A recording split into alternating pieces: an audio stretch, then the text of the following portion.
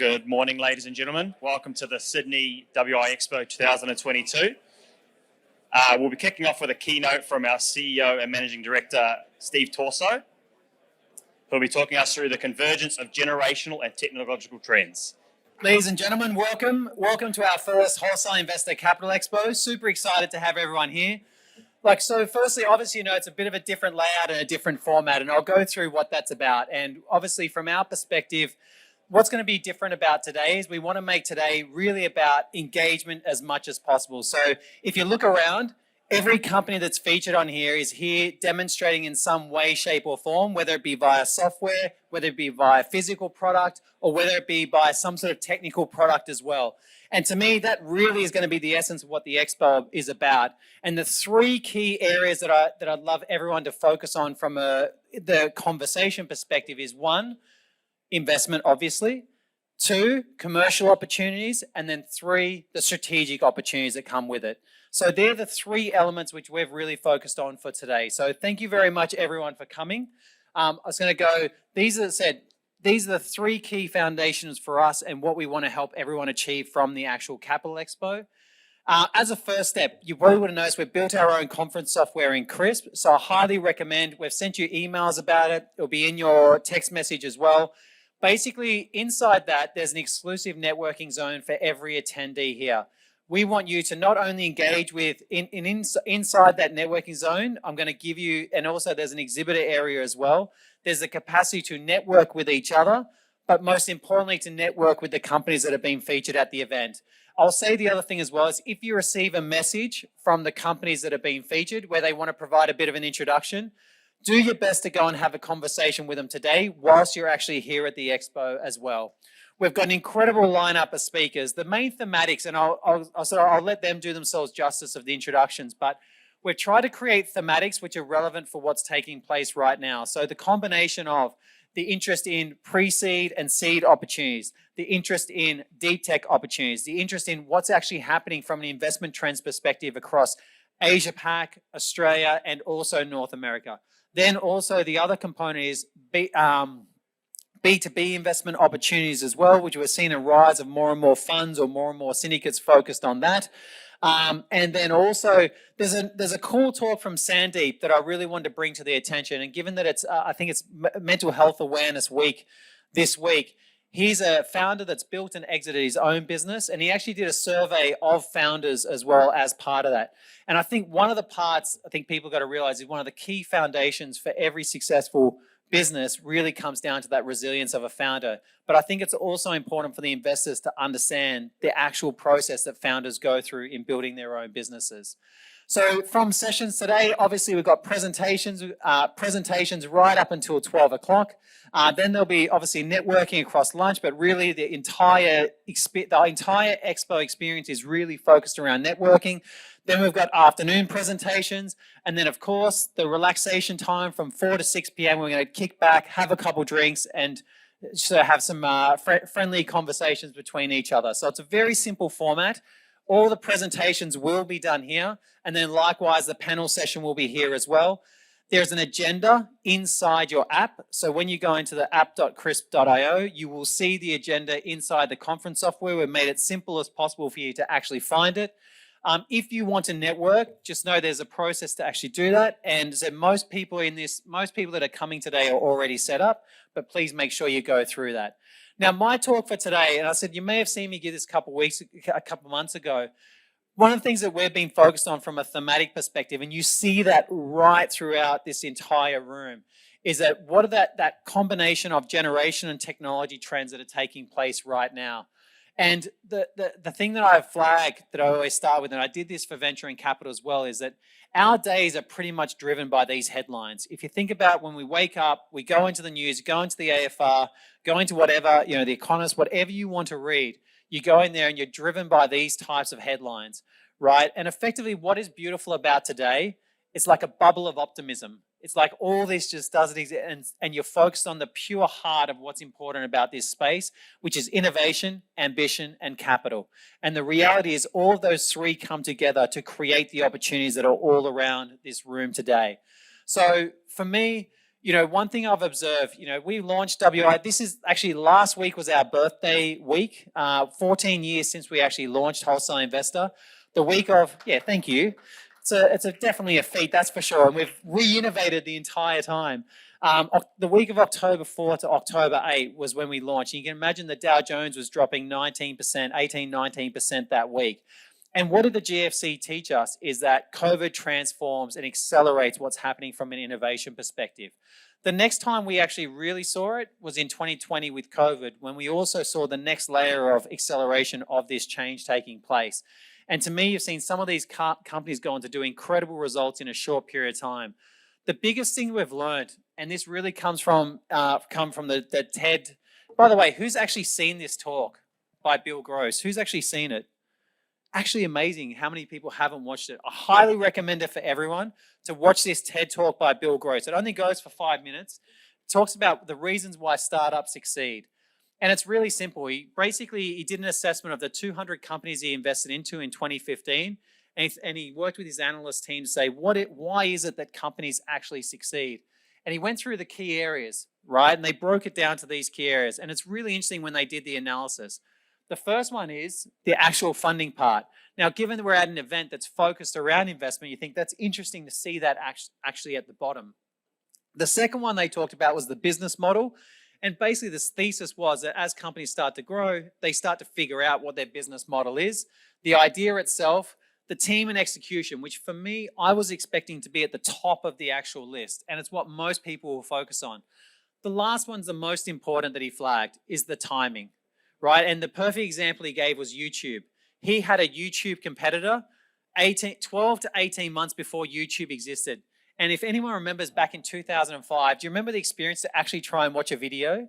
You'd have to download some sort of codec, you'd have to put it through some sort of player, and the next thing you'd be showing a video, right? That was the experience actually at that time. Then YouTube obviously changed that.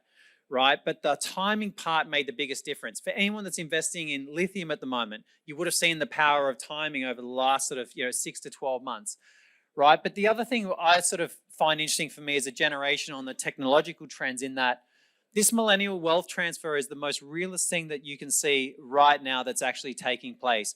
And when people are talking about some of the challenges when it comes to employment aspect, this plays a key role in it. The actual transfer of wealth from baby boomers to Gen X and Gen Z, right? It said when Deloitte did their study, they mentioned that there was going to be a total of $24 trillion transferred across 15 years. The AFR had a similar article where it was somewhere around $200 billion being transferred in that time, right? And if you think about it, what's interesting about that is what is all the product or the buying habits of millennials and Gen Z?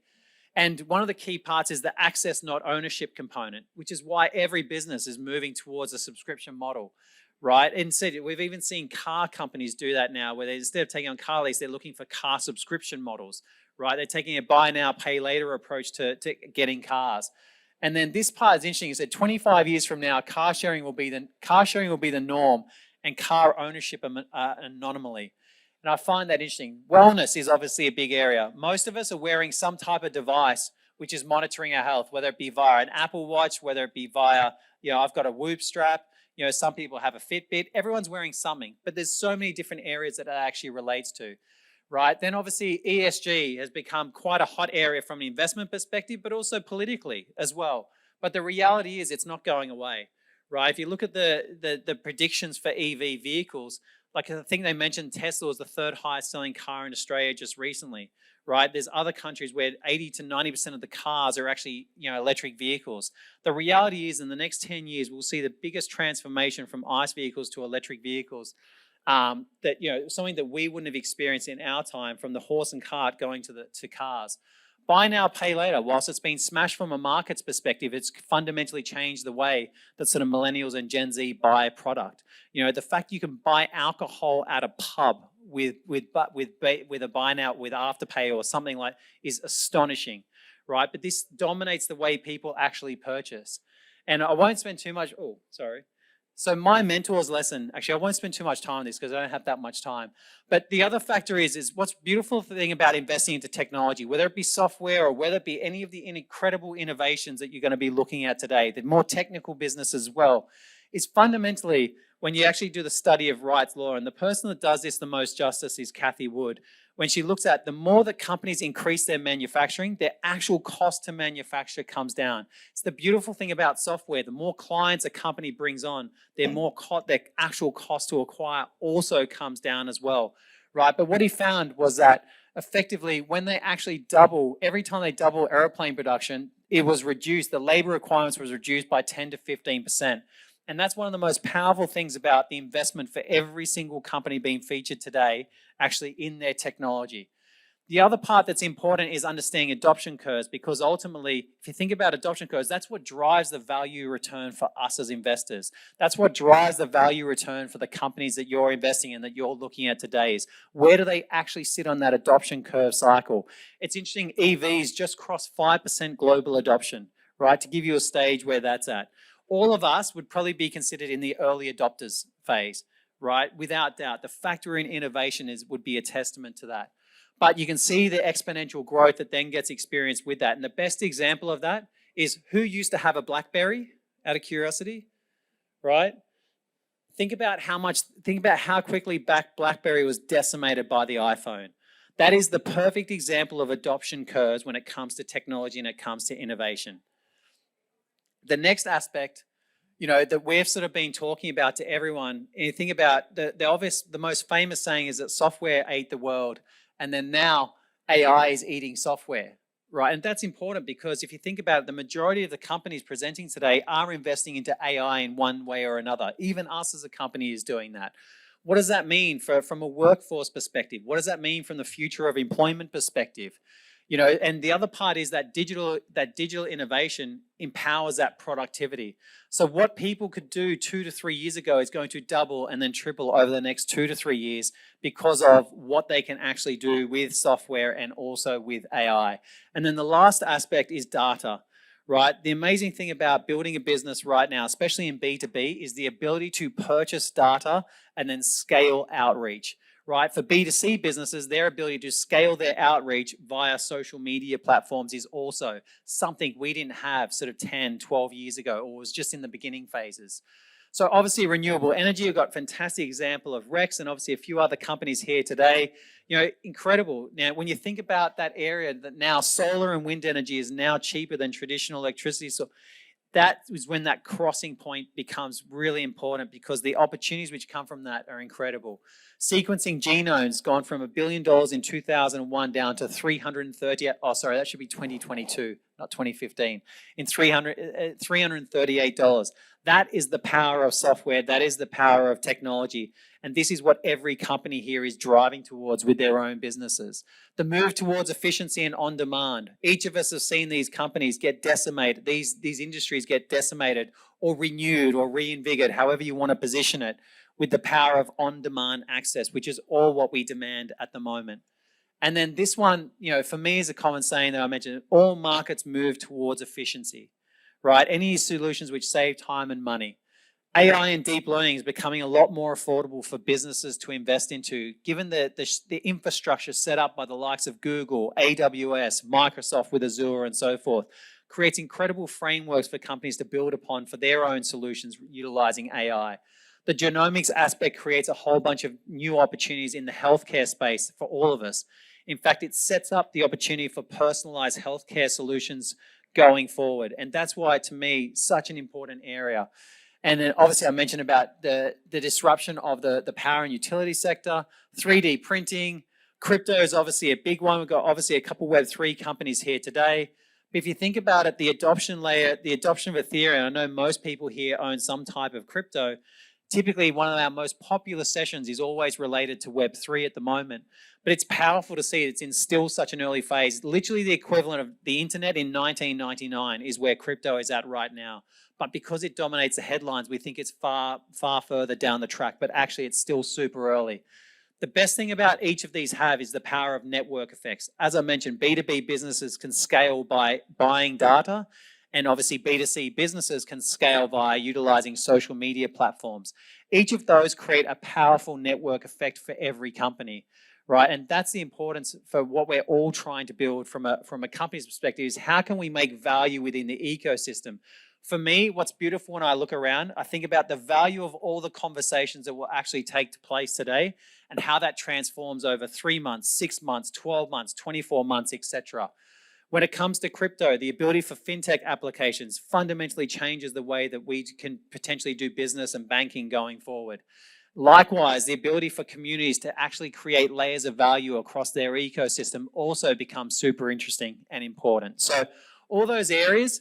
Now, the last part I mentioned is a rising tide lifts all boats. If you look about how many businesses, how many opportunities, how much infrastructure has been built around the likes of Uber, the likes of Airbnb, the likes of Bitcoin, they're just examples.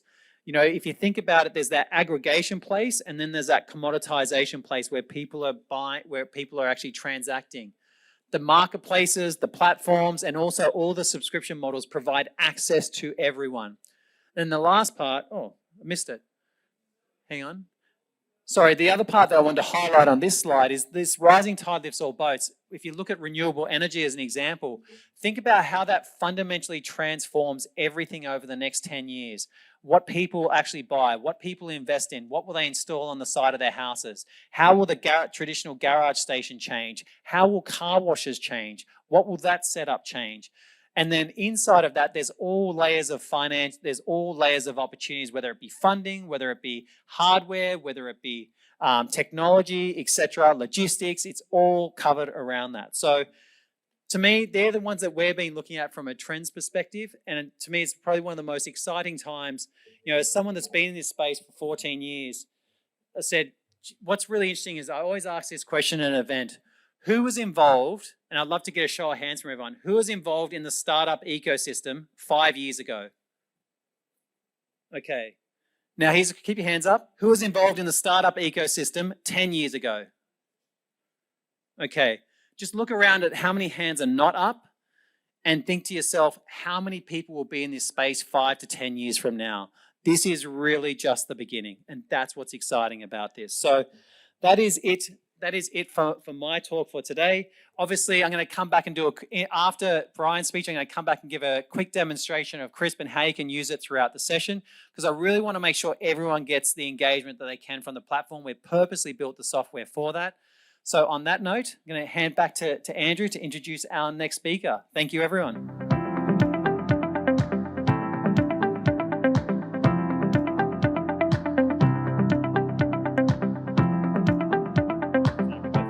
Hartzer, a great time to invest, 3 perspectives on fintech. Morning, everybody. And Steve, well done. That's a great setup. I was talking to Steve before this, and he said, you know, we've got a lot of presentations. We want to make sure the day ends on a bang, so we want to set the bar nice and low at the start. So would you mind going first? And I was happy to oblige. So settle in. So just by way of introduction, I spent my career in financial services. I spent 5 years as CEO of Westpac. In the last few years, I've been focused on the startup world. I'm chairman of 3 startups. One's in it gets classed as a buy now, pay later. It's actually not. It's before pay. Rejig, which is an HR technology, AI-driven startup, and 2B, which is one that I founded with some former colleagues. And I also I've got this background back from Westpac of doing corporate venture. I've been really interested in going to Silicon Valley for 15 years at least. And then I've got my own portfolio, like many of you, of angel investments I've done, and now I'm doing the founder thing as well. So I thought it'd be interesting to share some thoughts on all 3 of those perspectives. And I wanted to focus on fintech in particular and make a bit of a case for why fintech's quite an exciting place to be, notwithstanding the stuff you read about volatility in the markets. So let me tackle it, this perspective from 3 different angles. And first of all, just a bit of background on why I think fintech is really quite exciting at the moment. I really do believe this is a once-in-a-generation opportunity to be involved in businesses that are going to make a big difference. And some of the macro things that are going on here in particular. So you've got big demographic trends. So Steve talked about the transfer of wealth. The other thing is, I'm going to go out on a limb here and say there's a few baby boomers in the room here. I don't suspect you're actually quite ready to hand all your money over yet. And in fact, baby boomers will come back to this as an opportunity. But we're talking about 20% of the population, 46% of the household wealth. They're going to be a major driver of economic trends over the next 20 to 30 years. And so that's quite exciting. We've also seen people getting much more comfortable with digital adoption. COVID's obviously accelerated that. The combination of those things means there's an openness to new players in businesses that perhaps hasn't been there in the past. Secondly, tech costs and interoperability. So the cost of technology has dropped dramatically. In the old days in banking, it used to cost us hundreds of millions of dollars to do big systems. The business I'm going to tell you about, we built our whole system for under $1 million. And a big part of that is because there are so many componentized systems now that can talk to each other through APIs that the cost of actually setting something up to work is dramatically reduced. And that makes it much more possible for new players to come along. Open banking and data. So this is just starting. You've read about it. It's just starting to hit as a feature. Traditionally, the big players had this dominant capability because of all the data that they owned. That's getting opened up. There are new tools to access that data. That means that some of the competitive advantage that incumbents have had is going away, but also the ability to create new services off the back of using data and AI to add value to customers is quite exciting as well. And finally, regulation. So I would argue that there's been a tremendous amount of over-regulation, particularly in Australia, in the last 10 years. The consequence of that is that the boundaries of what the traditional players want to do is shrinking because they're all trying to simplify their business. As a consequence of that, they're opening up segments of the market to being underserved, and that's creating some new opportunities as well.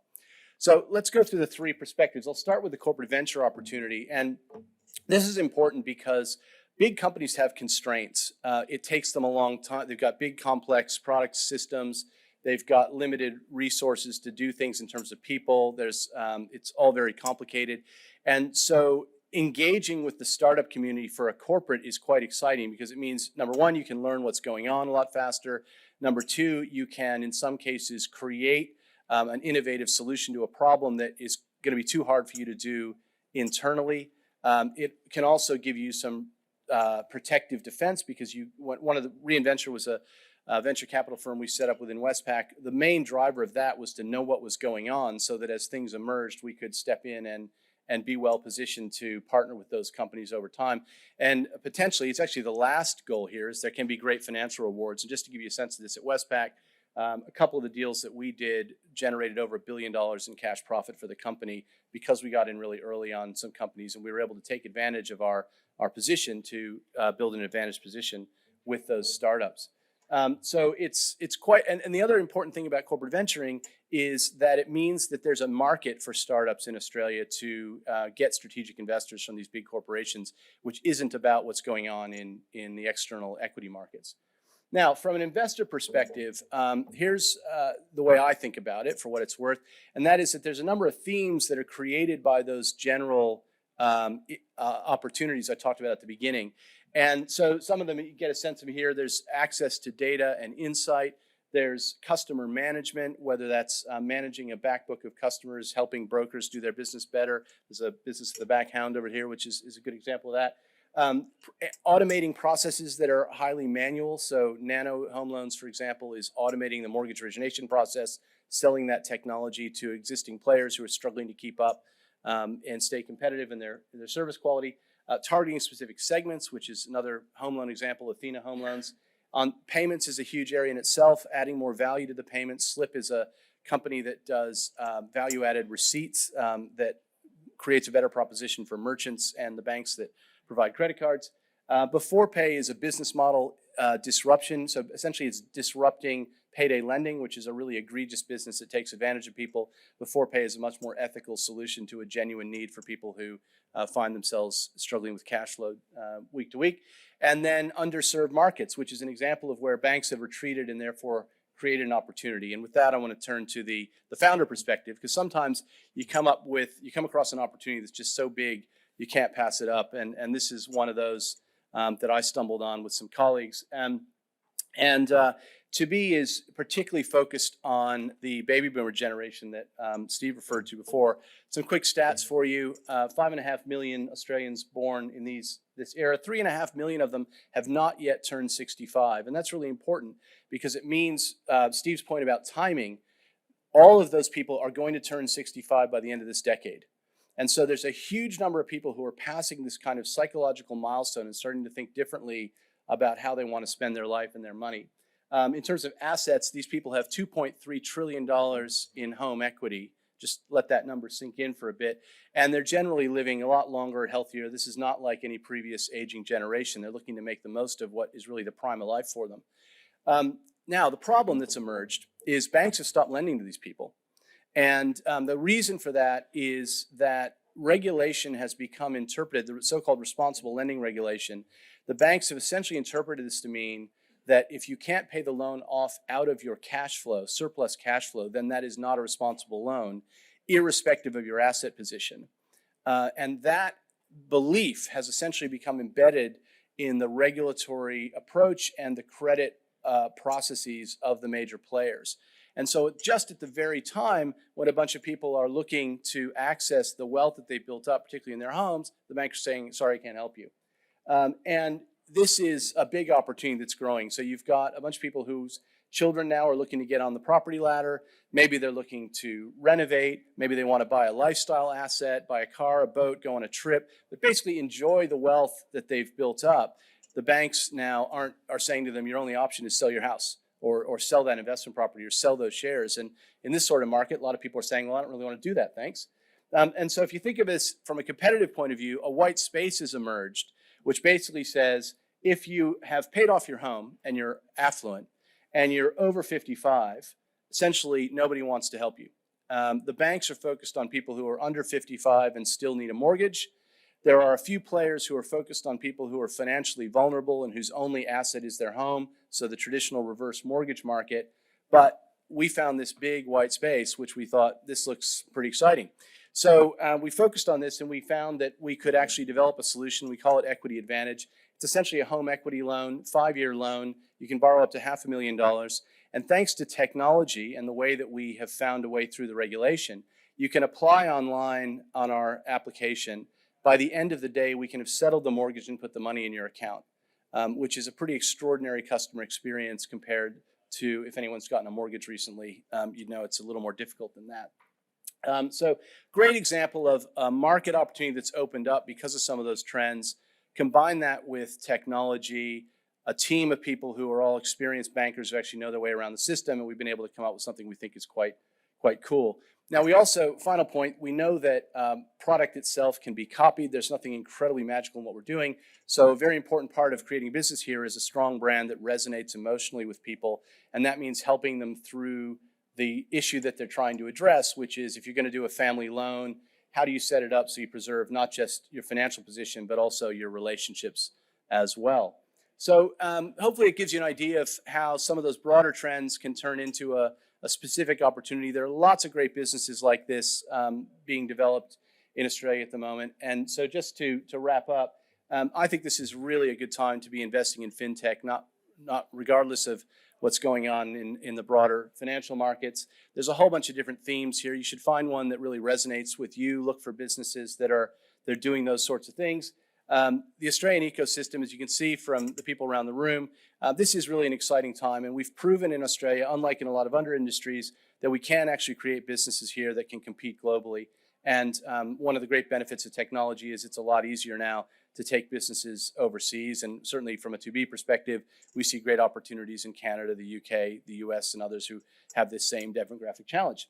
And also, I think it's fair to say that a lot of startups are very motivated to succeed. There's a lot of opportunity for private individuals to get involved, and you'll find some very grateful investors out there. And I just finished with saying we're on the Wholesale Investor platform, and if the 2B story gets you excited, we'd love to hear from you. So thank you very much.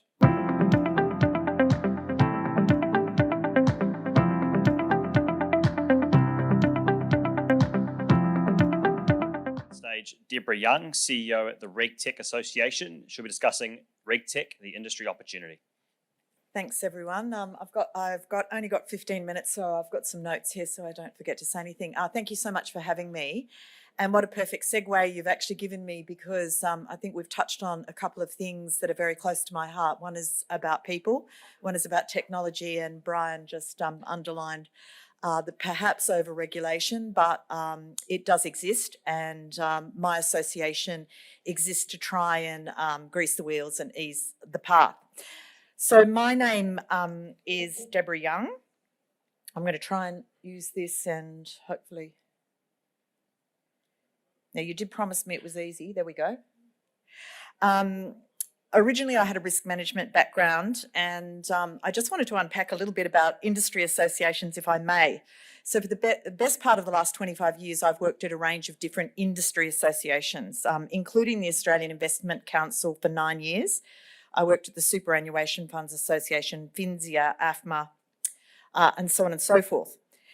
And across that time, I helped establish programs for engagement, and it allowed industries to be able to adopt and embrace change, including things like self-regulation, diversity and ESG programs, which I know we're going to talk a little bit about today. And the unique things about an industry association, if I'm allowed to say, is that they get to work on market dysfunctions. And 5 years ago, there was definitely a dysfunction. And so we founded the Regtech Association to address that dysfunction. And I'd like to unpack a little bit about the Regtech industry for those of you who may not have heard of it or may not be aware of it and the work that we do. We represent 150 organisations. So the dysfunction that we were trying to address, and for those investors in the room, 5 years ago, the average sales cycle was 2 years for a Regtech deployment.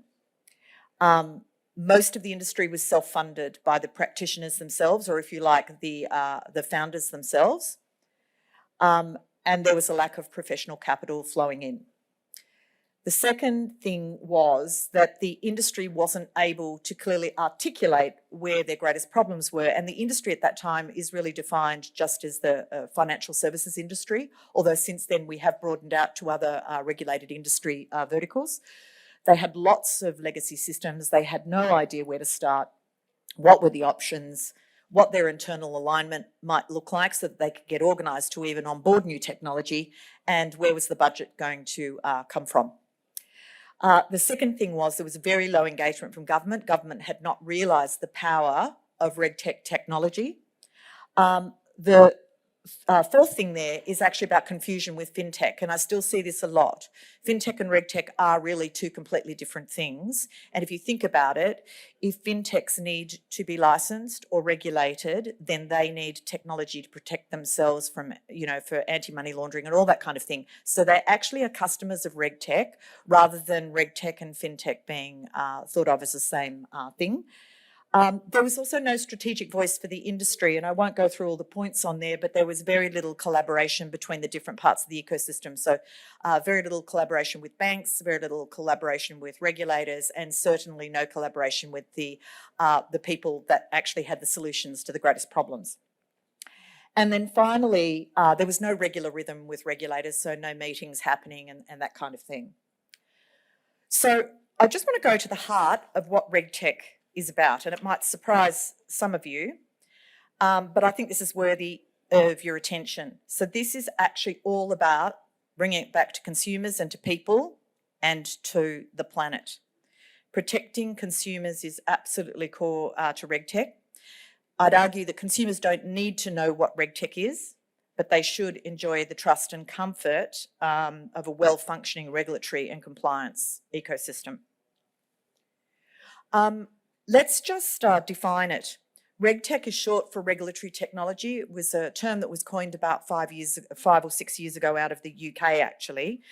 And it's really the application of technologies that solve the greatest challenges in either regulation and compliance. And the additional part to that sentence, for any regulated industry vertical. So this is not just a play in financial services, but it's actually broader than that. It can be all kinds of things like real estate, construction, healthcare, education, agriculture, and so the list goes on. Anybody that has a regulation compliance burden, Regtech can help. So what we see Regtech is actually as an enabler and an accelerator. It is not a disruptor in the same way that other tech might be seen as a disruptor. Usually founded by ex-industry practitioners. So most Regtech founders will be people that have worked either for a regulator, for a professional services firm, in a bank. They've seen the real problems and they've created solutions around those problems. So what you will find in Regtech founders is a very mature set of individuals with deep subject matter expertise. I've talked about that it's agnostic. We're aligning around ESG. There's some really important things happening in the ESG space, and part of our role is to help educate our stakeholders on how important ESG is going to become to their customer base. So that's their financial institution or their institutional customers. It's going to allow them, by getting on board with ESG programs, it's going to allow them to satisfy potential investors. So that's those of you in the room who are putting the founders through their paces on ESG. We're preparing them for that. And it's also allowing them to have a different style of conversation with their institutional customer base. You may also hear the term SupTech and Regtech. They're actually the same thing. SupTech is just usually put in a regulatory context, and it's short for supervisory. So Regtech brings productivity, efficiency, and the lowering of costs and increased safety and confidence, as I've been alluding to. And I've put a slide up here about why institutions, and in this context, it is actually just talking about financial services, but you can see some of those numbers are pretty high. So the breach, the cost of breaches is high, the cost of compliance is rising, and so this is why most institutions will be looking very favourably at Regtech right now. What we've done to try and help everybody out is we've created a taxonomy for Regtech, because if you simply tried to work out who all of the Regtech vendors in the world were, it's a very confusing space. So what we've done is we've built a taxonomy, and you can actually go to our website, and based on your risk profile or the area of risk that you might most be interested in, you can go there and you will find everything in a very logical order. So we're finding that the customer base for Regtech is using our directory, our online directory, quite a lot, and it's a free directory. Anybody can access it. It's very, very important that we get to a global language around Regtech, and so we are promoting this as a key global language. There was also mention earlier about the different kinds of Regtech solutions, and I saw employment compliance was up there. That is a great example of a newly emerging range of Regtech technologies that are really solving some quite complex problems for businesses of all shapes and sizes. So if you look at employment compliance, it's everything from how do you validate somebody's identity, how do you onboard them if you've never met them, how do you ensure that they've got the right to work in your jurisdiction? How do you ensure that their university degree is actually real? Then how do you manage them, and how do you exchange data with them over the life cycle of their employment? How do you ensure that they get the right CPD or the right professional development whilst they're employed by you? And then how do you offboard them at the other end? So it's a fantastic growth area, and this is a map. And I should just say, these aren't just pretty logos on a page. Every single one of these organisations is a paid up member of the association. You can see some pretty big brand names on there as well. I have physical copies of that map if you'd like to take one away, so please do feel free. One of the things that people may not know about Regtech is that Australia is the third largest Regtech product producer in the world. So we have a powerhouse. We're sitting on a powerhouse of product development right here in this country. So you can look all around you to see great Regtech firms. But what I would also say is our association is a global association. So we have companies from offshore. Over the last 12 months, we've seen some successful capital raises in the sector. This isn't all of them, but I quickly grabbed a couple of examples if you wanted to go and look at the style and the breadth of investment coming into the industry at the moment. You can go and do that.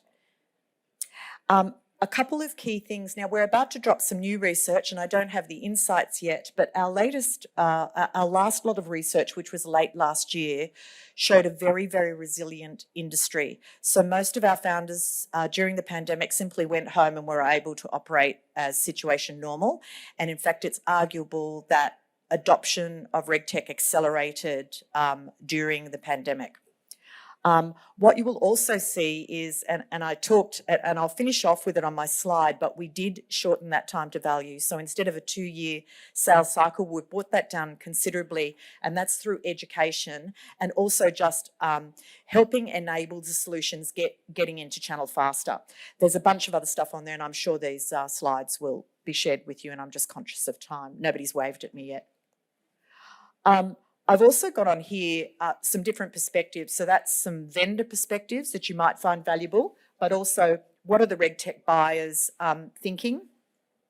One of the core things that I am going to predict, we're going to see a huge appetite for Regtech within government.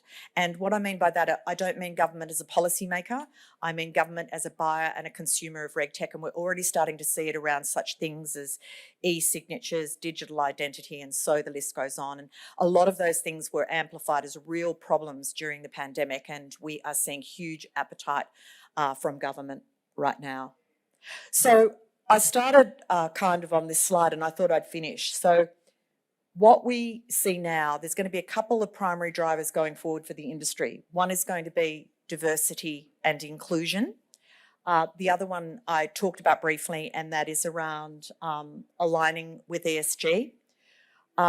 We have brought the sales cycle down to between 8 and 9 months from 2 years in a relatively short period of time. So the appetite is very, very high, and we are now seeing institutions on board Regtech at a faster pace. We've helped with identifying the problems by doing things like developing that taxonomy. So if any of you are interested, you can go on online and check that out. There's a more sophisticated understanding of Regtech now too, I believe. A couple of years ago, the Productivity Commission reached out to me. This is always a good sign when the Productivity Commission comes to you and says, tell us what you know about Regtech. They've published a report on that. And we are now seeing, as I said, government becoming a buyer. There's a clearer delineation between FinTech and Regtech.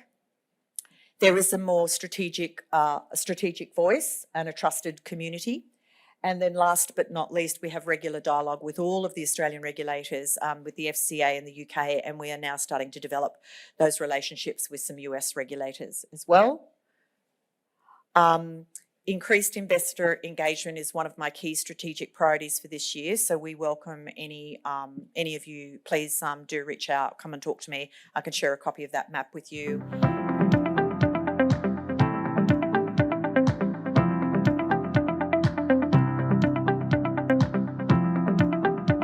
To the stage, Shivani Gopal, CEO and founder of The Remarkable Woman. She'll be discussing empowering women and investment in entrepreneurship and leadership.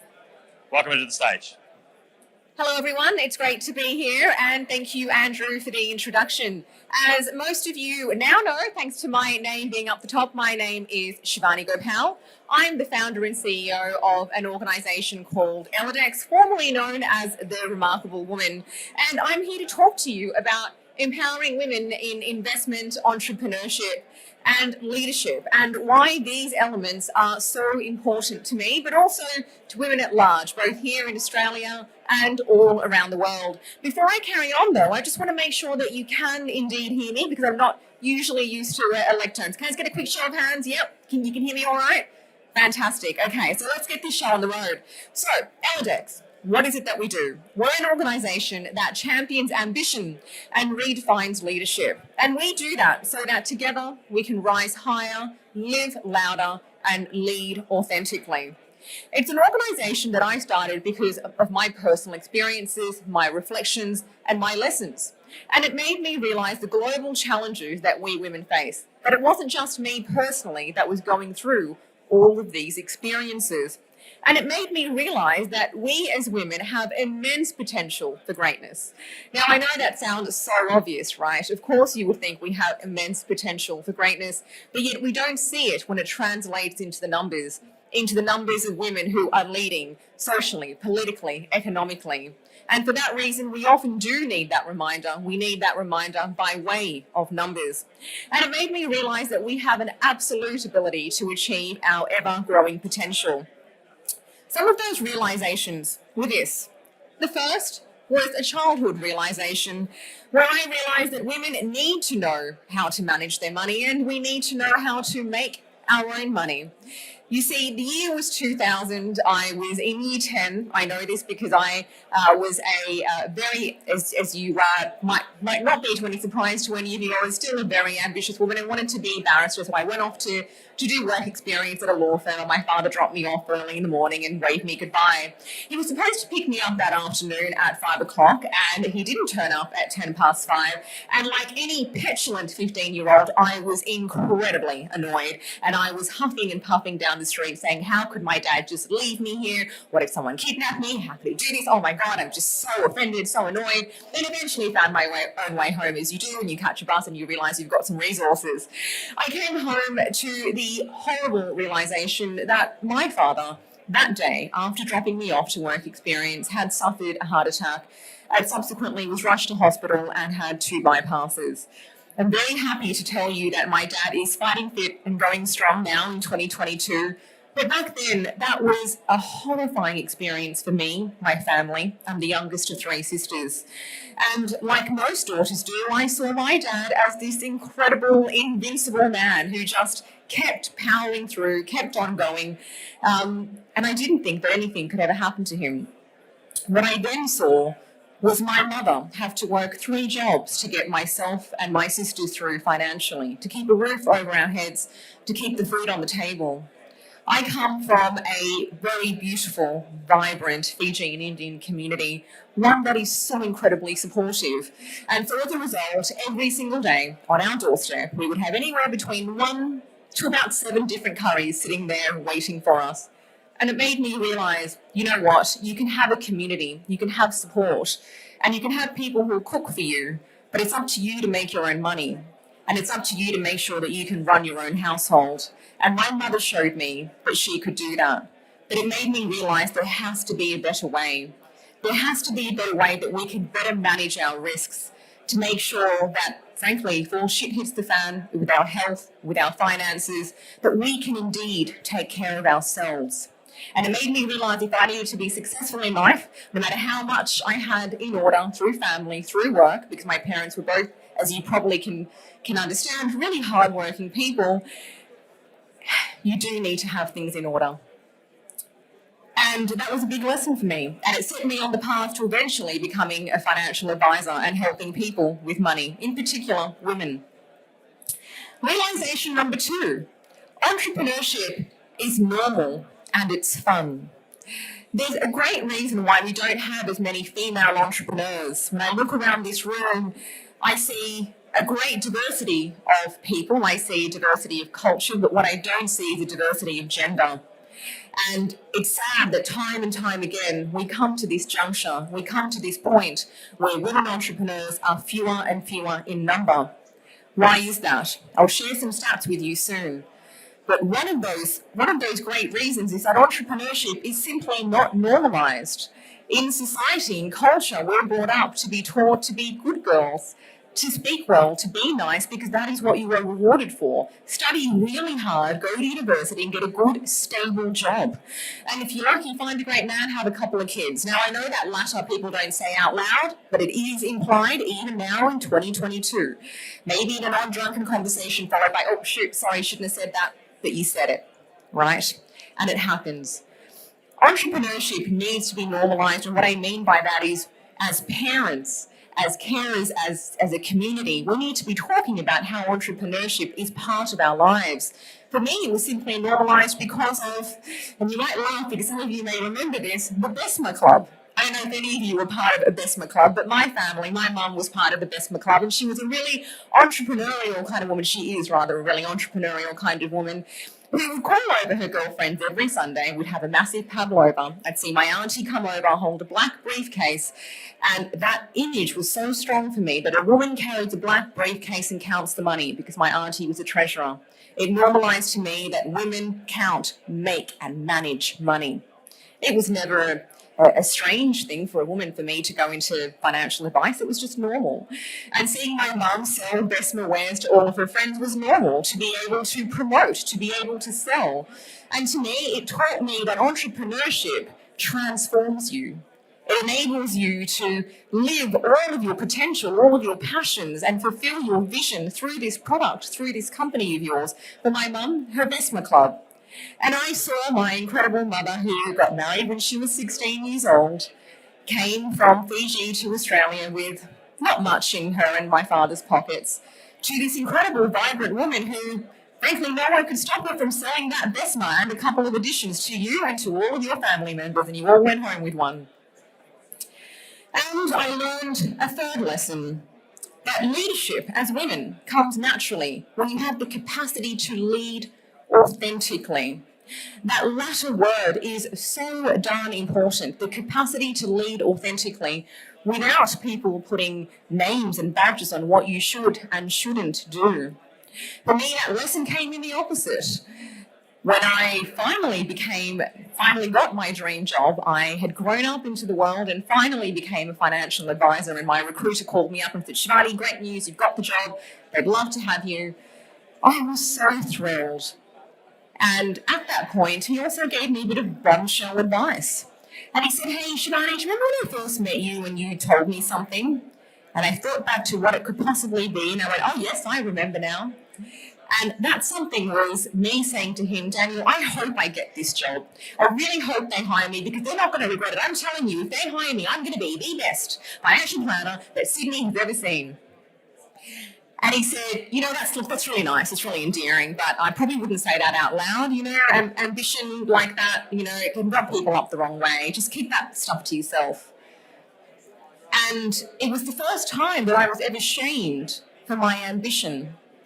And it was the first time that I learned the opposite lesson, which I unlearned later on. That was that I needed to hold myself captive. How could I ever lead if I was trying to be someone else?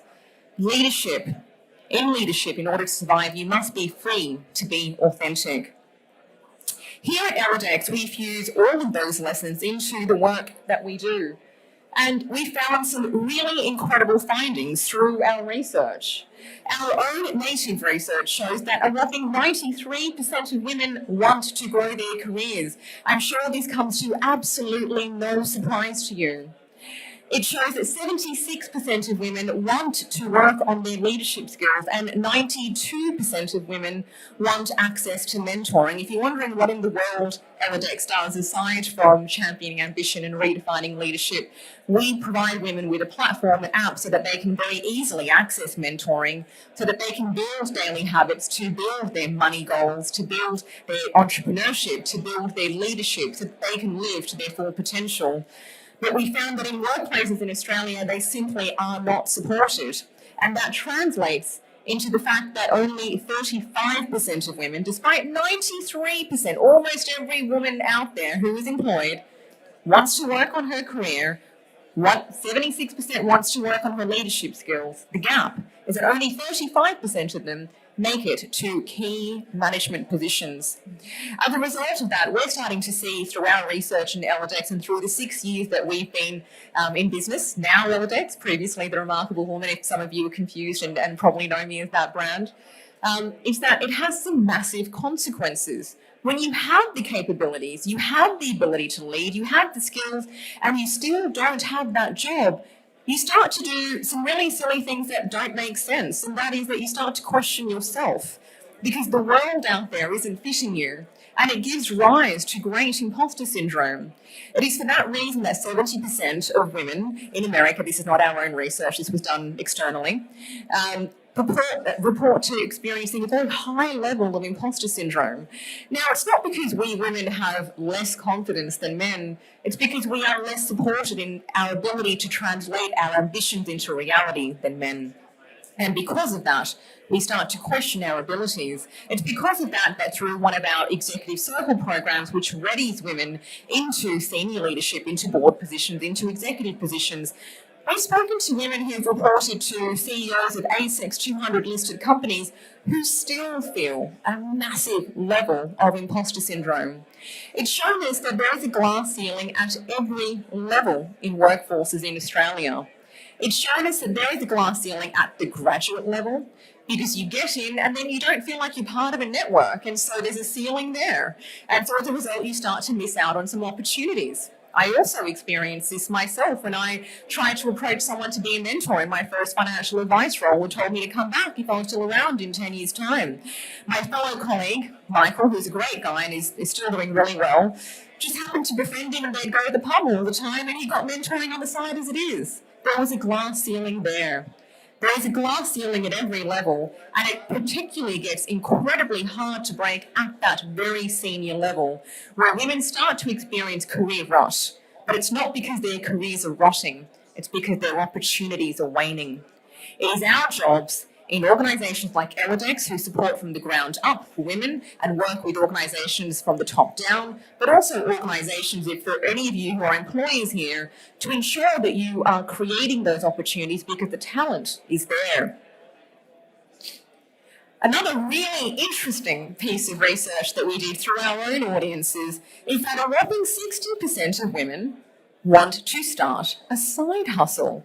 Now, again, I talked about the fact that where are all the women, and hello to all the incredible women who are here today, but we want to see more of you. Why aren't there more of you? Because society doesn't support us to create that side hustle. Has anyone here ever received this advice when you had the ability to share, the gusto to share your first business idea? Did anyone ever first say to you, yeah, someone's already doing that? Yeah, it happened to me. Yeah, a couple of hands around the room. That's just one example of a kind of discouragement that you'll get. Another, you've got a great job. You worked for years to get your degree. You're in a solid role. Why do you want to give all of that up? Yet we're not encouraging women to start a side hustle because that side hustle sparks the ability to create a startup. That side hustle is your MVP. What's wrong with starting your MVP and having MVP thinking in order to create an MVP product, in order to create your MVP startup, in order to get to all the versions of business that we do? There's another great red flag, though, and that's right at the very tail end. And when women look down this long tunnel, if they eventually get there and someone doesn't say, yeah, there's an idea like that already exists, have you spoken to that person, have you spoken to this person? In my case, when I speak to people about business, they often, instead of saying, that sounds great, I'm going to introduce you to companies who want that product, or I'm going to introduce you to companies who I think want to invest in you, they say, there's 3 other women doing exactly what you're doing, you should go talk to them. That is the most common piece of feedback I will ever get. When I speak to my fellow male colleagues about entrepreneurship, they often see the opposite. They get offers of sponsorship, offers of support. So when you do finally look down that long tunnel and think, okay, I'm going to push aside all the naysayers and I'm going to get there and I'm going to do this, can I eventually be backed? Then you see the numbers. And the numbers, they're striking. The numbers show us that 3%, and 3% is the upper limit that takes into account a couple of the unicorns that are out there. Only 3% of the world's VC capital goes to women. Yet women are capable, women are skilled, women have the ability to lead incredible businesses. We all know this through many examples like, Wallex or Canva, for example. And yet, we still hold back. It is time for change. I'm getting very close to fulfilling my time here with each of you, so I'm going to move on to our last slide. And that is that 70% of women want to better manage and to grow their wealth. The issue is that social conditioning has led women to feel that it's complicated and that it's a man's world.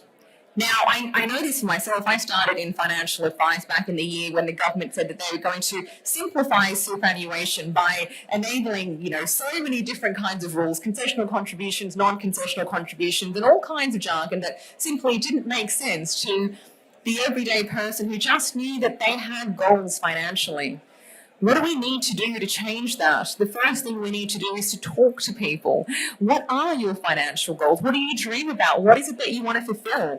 When do you want to retire and how much on? It's never too late to talk about that. Because retirement doesn't need to be the little house with 50 grand a year if that's not what's meaningful to you. It could be that you go to the Maldives once a year, right? It could be that you go to Europe every single year and that's where you spend the summer. But you've got to have a goal. You've got to have something that you work toward, and then you've got to go find the people that help you make it happen. But importantly, you've got to self-educate before you delegate.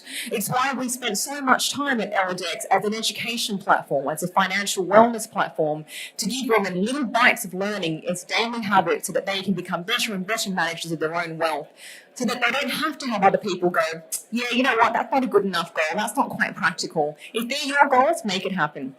It's up to you to make it happen. It's your responsibility to do so. And we are here to support you. That's all that I have the privilege of the time with you today. So thank you so much for having me. If you'd like to hear more, if you'd like to reach out to me or my team, this is exactly where you can do so. My email is shivani@eladex.com. You'll see my phone number there. And you can also find us at eladex.com. Thank you so much, everyone, for having me.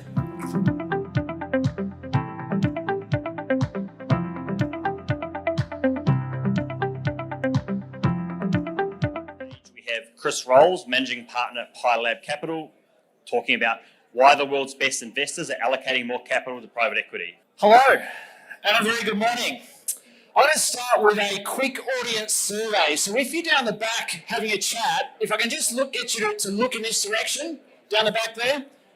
Same over the back here as well. I want to start with a quick audience survey because today we're going to be talking about investor returns.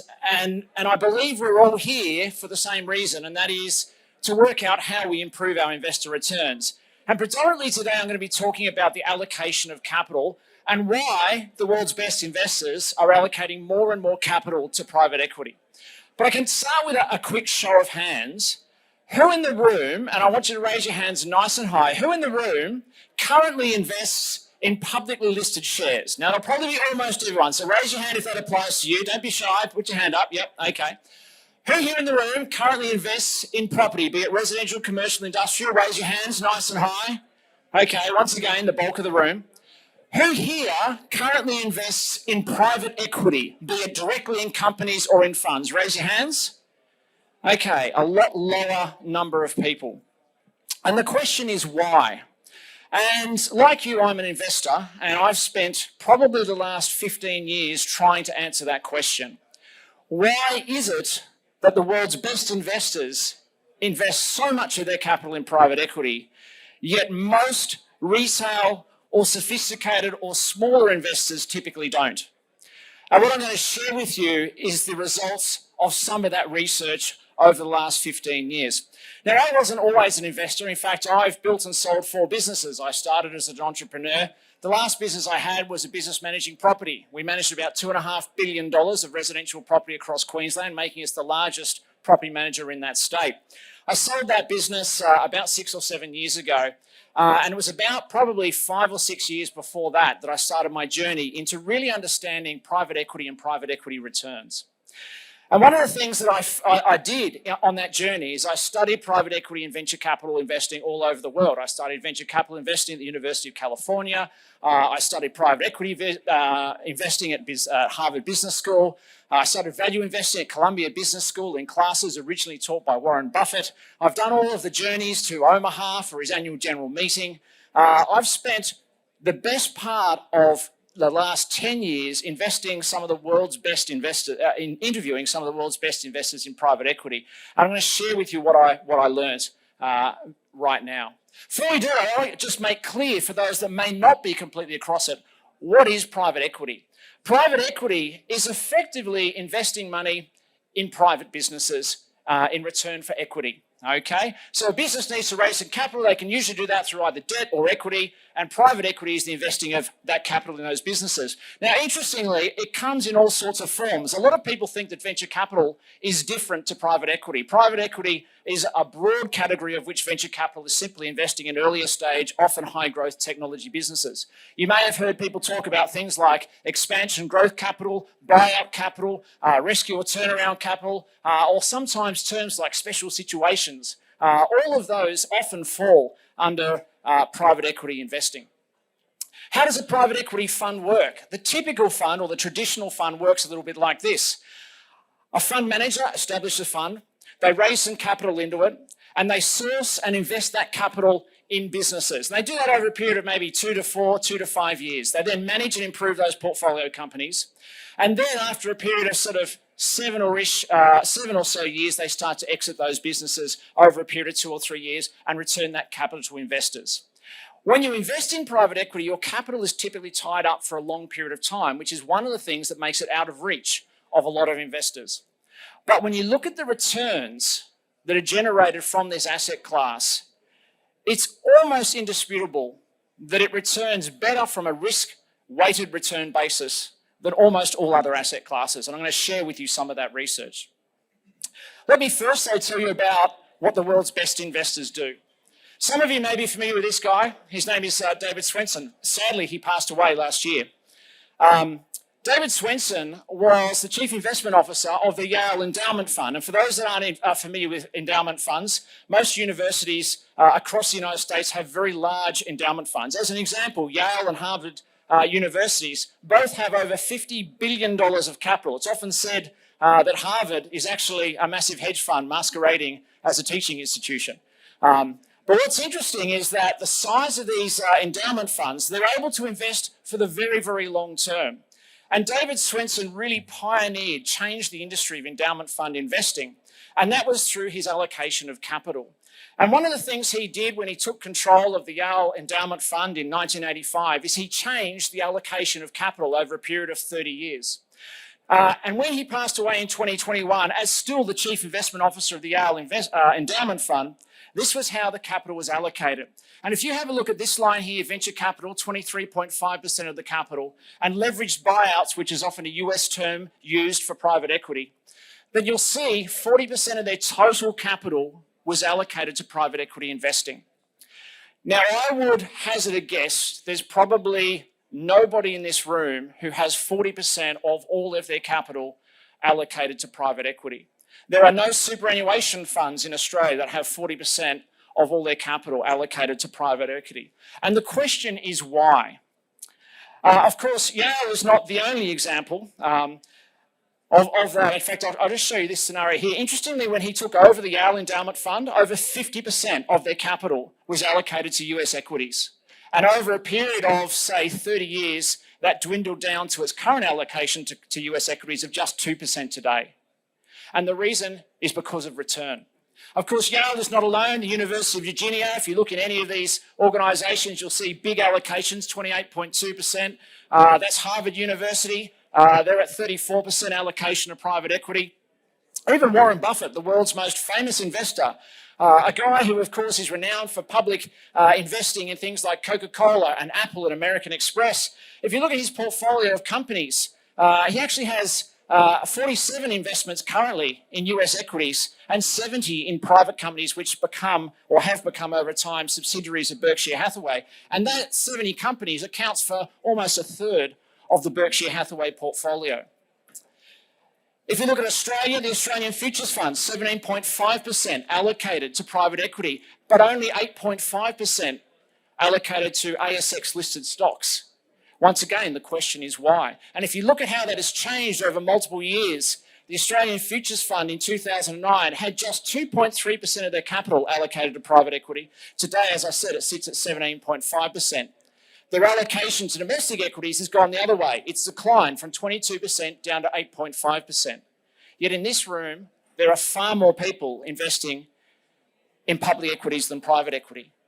And of course, you see headlines like this regularly. Australian Super to double their private equity investment, and super funds as a whole in Australia tipped to roughly double or allocate an extra $100 billion to the asset class over the next 5 years. So the question is why? And the answer is simple. The returns are better. And of course, it's all very well for me to say that, but it's backed up by numerous studies. Study after study after study show that the returns generated by private equity are better. And here is just one, and I'll share a couple of them with you. But this gives you a bit of an idea. This study was done by Prequin. This here is the 20-year return of a global index of private equity firms versus the MSCI World Index. The MSCI World Index is an index of publicly traded companies representing about 85% of stocks in 23 developed countries around the world. And over a 20-year period, the average private equity firm more than doubled the returns of the average portfolio of stocks. If you take a top index, a top 25 quartile, so a private equity, this is the average returns of a private equity firm in that top quartile. Over a 15-year period, you get a similar thing, almost double the return. Over a 10-year period, you get a similar thing. Not quite, but getting close to double the return. If you look at how private equity returns compare to other asset classes, particularly real estate, you notice a very, very similar thing. This is vintages of private equity firms over the last 10 years, and you can see the top quartile, roughly double the top quartile of real estate funds. The median 50% of funds in private equity, once again, almost doubling returns generated by real estate. If you're looking at Australia, the Australian private equity landscape looks a little bit like this. $90 billion of assets under management, relatively small compared to Europe and the US.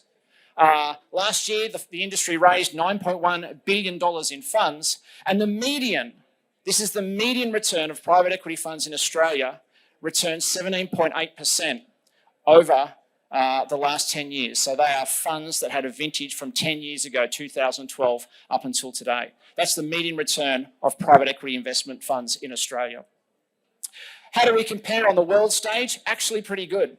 This is this chart here demonstrates the size of a market. So this is the size of the private equity market in Europe, and they've averaged returns. They have median returns of around the 15% mark. In the US, they're slightly higher at about 16.5%. In Australia, we're small, but at 17.8%, fractionally behind Asia, which is also a very big market as well.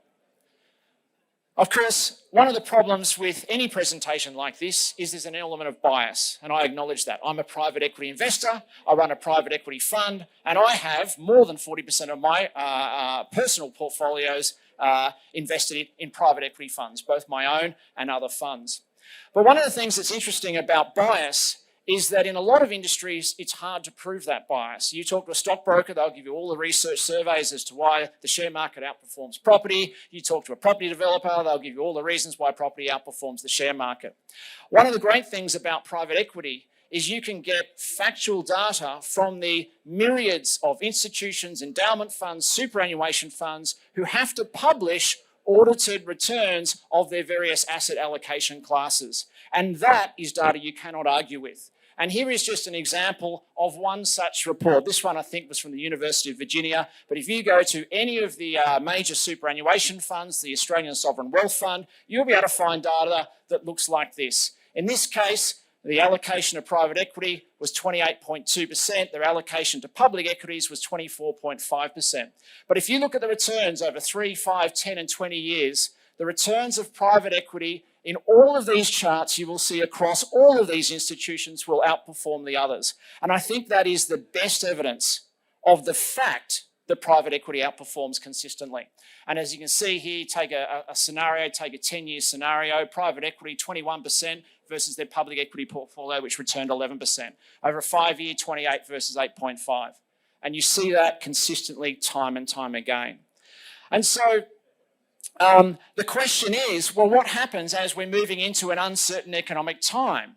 Is a prospect of a recession something that's going to result in worse returns or better returns for private equity? Well, interestingly, during downturns, these are the returns of funds that were started during downturns. So this is immediately after, during and after the dot-com bubble. This is immediately during and after the global financial crisis. They typically outperform as well. And one of the reasons behind that is that private equity returns don't suffer from overselling or negative market sentiment. One of the things that happens as any economy goes into a downturn is that businesses start to perform poorly or worse than they have previously. And as a result, their valuations should decline. But what happens in the public market is that the public sentiment overestimates the doom and gloom, and they tend to oversell.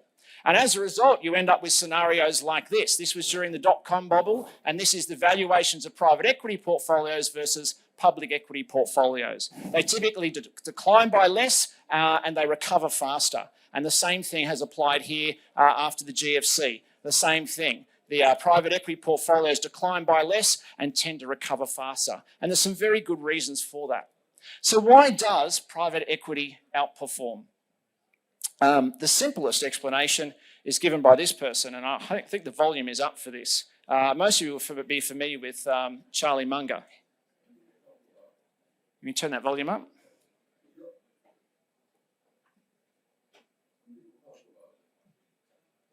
You turn the volume up? Okay.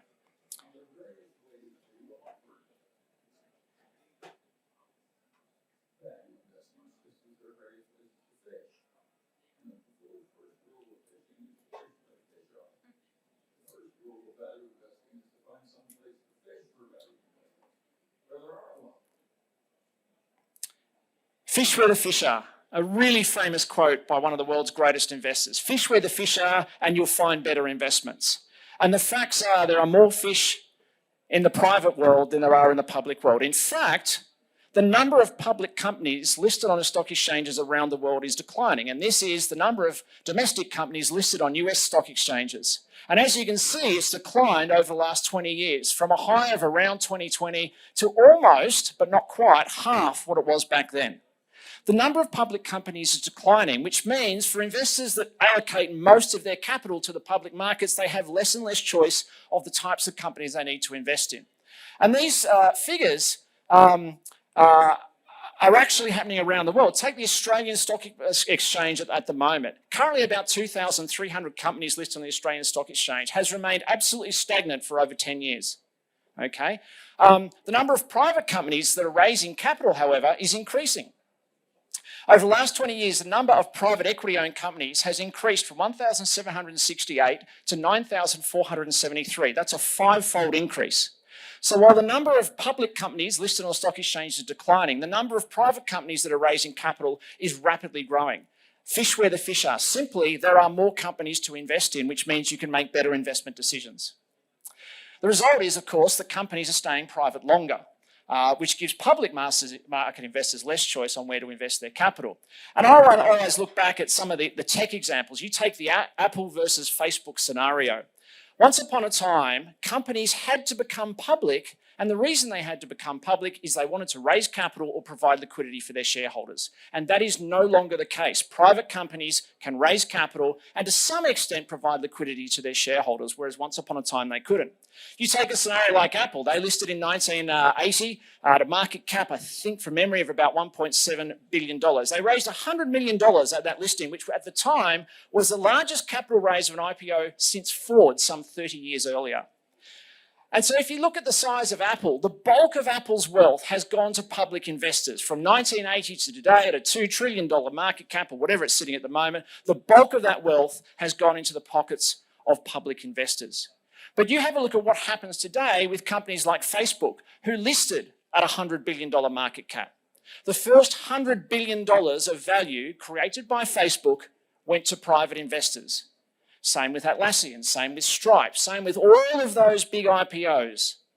All of the initial value goes to private market investors. So what are the advantages of investing in private market companies? First of all, they're cheaper to buy. For all other things taken equally, if you take one company that is private and another that is public, the price you pay to invest in that private company is less than it is in the public company. And the reason behind that is what's called the liquidity premium. When you invest in a public company, you can get in today, you can get out tomorrow. You can get in now, you can get out in 5 minutes later. In a private company, you can't. You invest today, it's very hard to get your money out. And as a result of that illiquidity, you pay a premium for investing in exactly the same company that generates exactly the same profits if it's on the public markets. The other thing, of course, is that they're not private companies are not subject to short-term investor demands.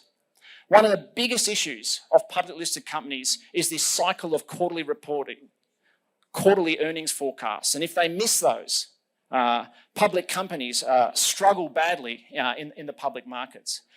Private companies can invest for the long term, meaning they can make long-term decisions that aren't in the immediate best interests of investors who are looking to get out of the company tomorrow. They can actually invest for the future. The CEO and executive teams in private companies are not subject to the public scrutiny of their incentive packages, meaning that they can be incentivized for the long term in a way that results in longer tenure. Private companies are backed by investors who can't flee during an economic downturn. And as a result, they're more likely to provide capital to that company if it gets into trouble or during an economic downturn, which makes them less likely to fail. Shareholders are actively involved in creating value in private companies, whereas the bulk of shareholders in public companies are not actively involved in creating value for the public companies. Private companies have better access to capital during tough times, resulting in big increases in market share. And this is one of the reasons why private companies outperform during economic downturns. Picture a scenario over the next 2, 3, 4 years if we go into recession, which is relatively likely to happen. All of the recessions and depressions of the last 100 years have happened after periods of high inflation. In that scenario, what happens to a public company is the share price will be depressed, reducing their ability to raise capital in a public market. However, private equity-backed companies almost always have access to further capital if it has good potential for return, meaning that when the price of companies across the board declines, they are more able to snap up competitors, take advantage of new opportunities and grow their market share, which is one of the reasons why private equity does so well in a downturn. And finally, private companies are able to keep market secrets secret. There is so much value to be had by not sharing everything that you do as a company with the rest of the world, and allows them to take advantage of opportunities that public companies can't. And there's some of the reasons why investing in private companies makes sense. So the big question is, why doesn't everyone do it? The data is irrefutable. The returns are better. But why doesn't everybody do it? And the answer is somewhat strange. First of all, it's against the law for some investors to invest in private equity. You have to be a sophisticated investor in almost all cases. I run a private equity fund. We don't take capital from retail investors. And that's prominently because of the bureaucracy and red tape put in our way by various governments. And this is not something unique to Australia, it happens all over the world. So unless you're a sophisticated investor, meaning you have $2.5 million of assets, or you've earned $250,000 in salary in each of the last 2 years, you're not able to invest in most private equity funds. The other reason is liquidity. One of the reasons why wealthy people, institutions, high net worth individuals and family offices invest in private equity is because they don't need their capital back the next day. They have capital to live on, which strangely allows the rich to be richer and results in retail investors missing out on potential returns. Illiquidity is one of the biggest reasons investors are unable to invest in private equity. When you make an investment in private equity, while the returns are better, you need to be comfortable with the fact that your capital is going to be tied up for somewhere between 8 and 12 years, and that's a long time. For people creating intergenerational wealth, it's a drop in the ocean. And the final reason, and probably the most significant reason, is that typically private equity firms have very high minimum investment thresholds. Go back 10, 15 years, those thresholds were sitting at sort of $5, $10 million minimum. And lots of funds have minimums of $50 or even $100 million to invest in, clearly out of the realms of most people. Today, however, there is a significant change in the market. And that significant change is commonly referred to as a democratization of private equity. There are now more opportunities for investors, sophisticated investors, but smaller investors to invest in private equity than there has ever been in the past. And in fact, there is a significant push from a government perspective to change some of the sophisticated investor rules because there is a wide acknowledgement that many Australians are unable to invest in private equity. Those minimums have come down significantly, and particularly for the smaller funds. And one of the interesting things about funds management in general, regardless of whether it's private equity or mutual funds or whatever it happens to be, is that small funds have shown historically that they outperform big ones. And that's simply because they fish where the fish are. I'll give you an example. Our latest fund is a fund currently returning a bit over 20% per annum to our investors. We invest in small and medium recurring revenue businesses that have at least $1 million of EBITDA. We write sort of check sizes of $5 to $10 million. There are 600,000 businesses in Australia that have less than 200 employees that are in our potential pool of acquisitions. If we're running a $10 billion fund, according to the Australian Bureau of Statistics, and it's an extraordinary figure, there are a bit over 4,000 businesses in Australia that have more than 200 employees. Okay, so if you're running a $5 billion fund or a $10 billion fund, there simply aren't that many opportunities for you. You are stuck with the same dilemma that public market investors have, and that is limited choice. There's not as many fish. So the smaller funds typically outperform the bigger ones. And one of the great things about smaller funds is the investment minimums are smaller. Funds like ours will go as low as $500,000 and for selected investors down to around $250,000 depending on their background. And our preference is for investors that have previously run businesses because they add value in other ways other than just their capital. So that there is a bit of an overview on why the world's best investors are allocating more capital to private equity firms than at any time in the past. If you'd like to have a chat with us at PiLab about what we do, more than happy to have a chat. I'll be hanging around for the rest of the day. Hope you enjoy the rest of the day and learn something at the Wholesale Investor Expo. Thank you.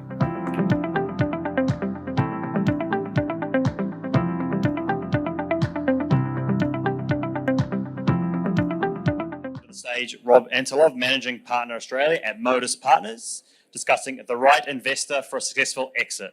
Good afternoon or good morning. I'm not sure. I think we've just about at midday. Lunch is just around the corner, so I won't hold you long.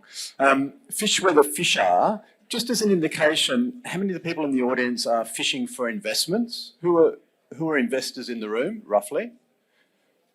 And who are fishing for capital? Who are entrepreneurs or founders in the room? Okay, cool. Both. Yeah, both. So this discussion is going to be a little bit more qualitative than the previous one, not quite as much analysis. For those of you looking to raise capital, for those of you looking to invest capital, the thesis of this discussion is more around taking money from the right investors rather than just taking money from capital that's available. And that theme applies both from an investor's perspective, but also importantly applies from the entrepreneur's perspective. So sources of funding. Primarily talking about equity funding, founders typically provide the first dollar of capital for their business.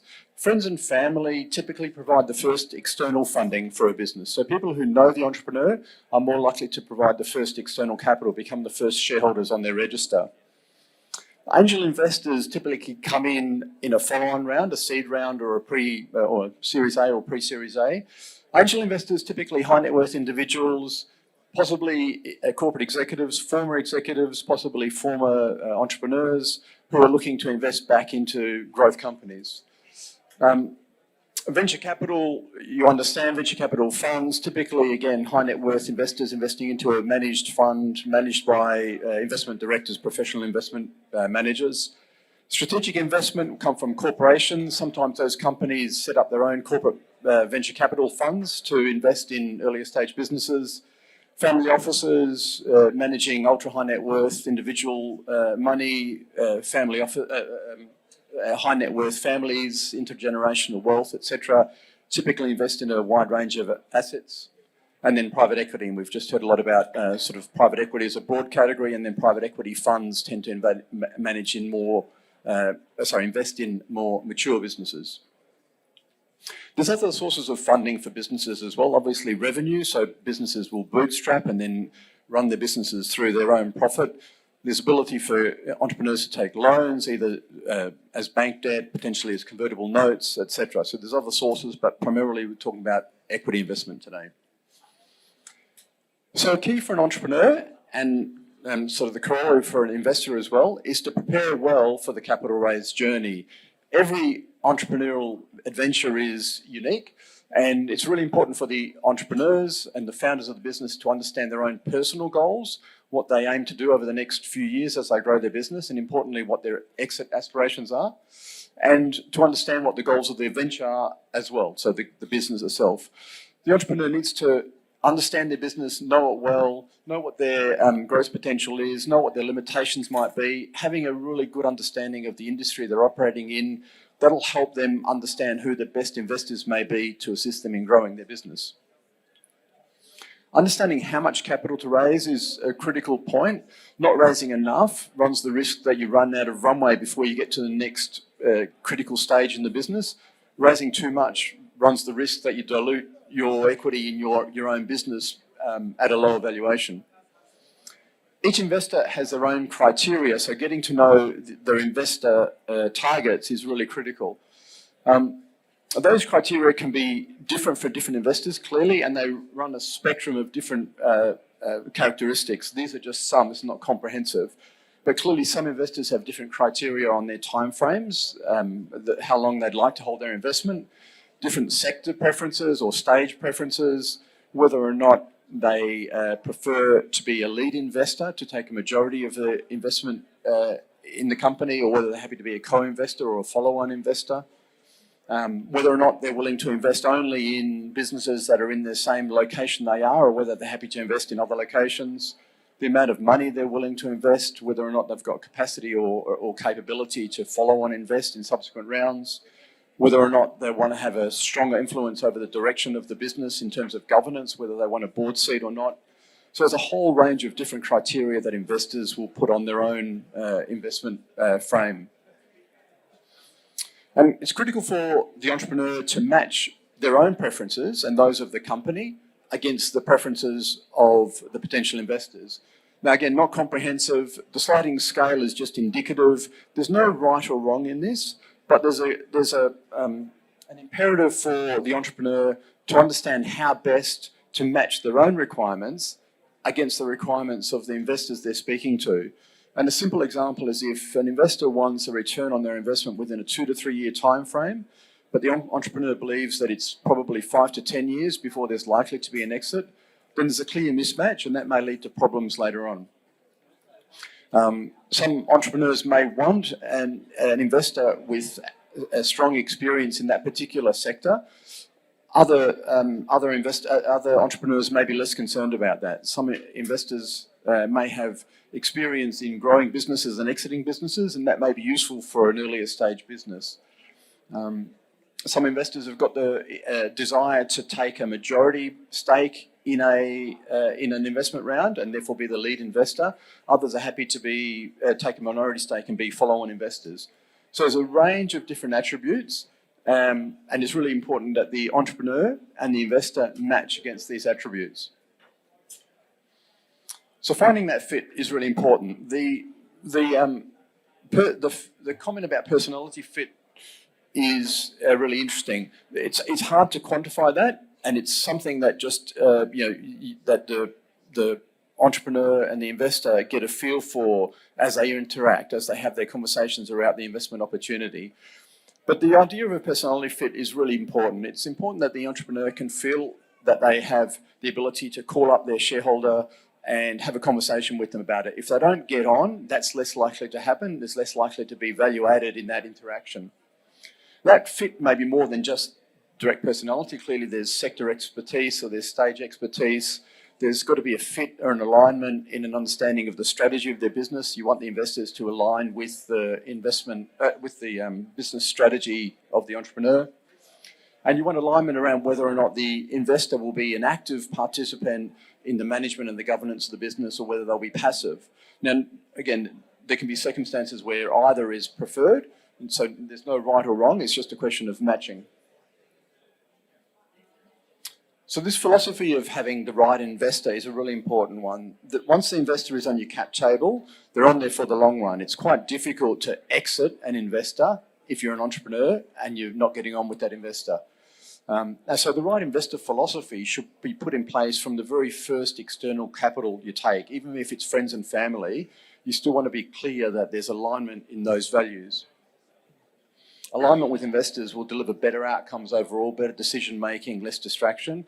And the corollary is that if you have the wrong investor, it can be really time consuming for the entrepreneur, and there's potentially destruction of value along the way. Just very quickly on the idea of having customers as investors, because that comes up a reasonable amount. Sometimes direct-to-consumer businesses can embark on a crowdfunding campaign to get customers as investors, but they're generally very passive.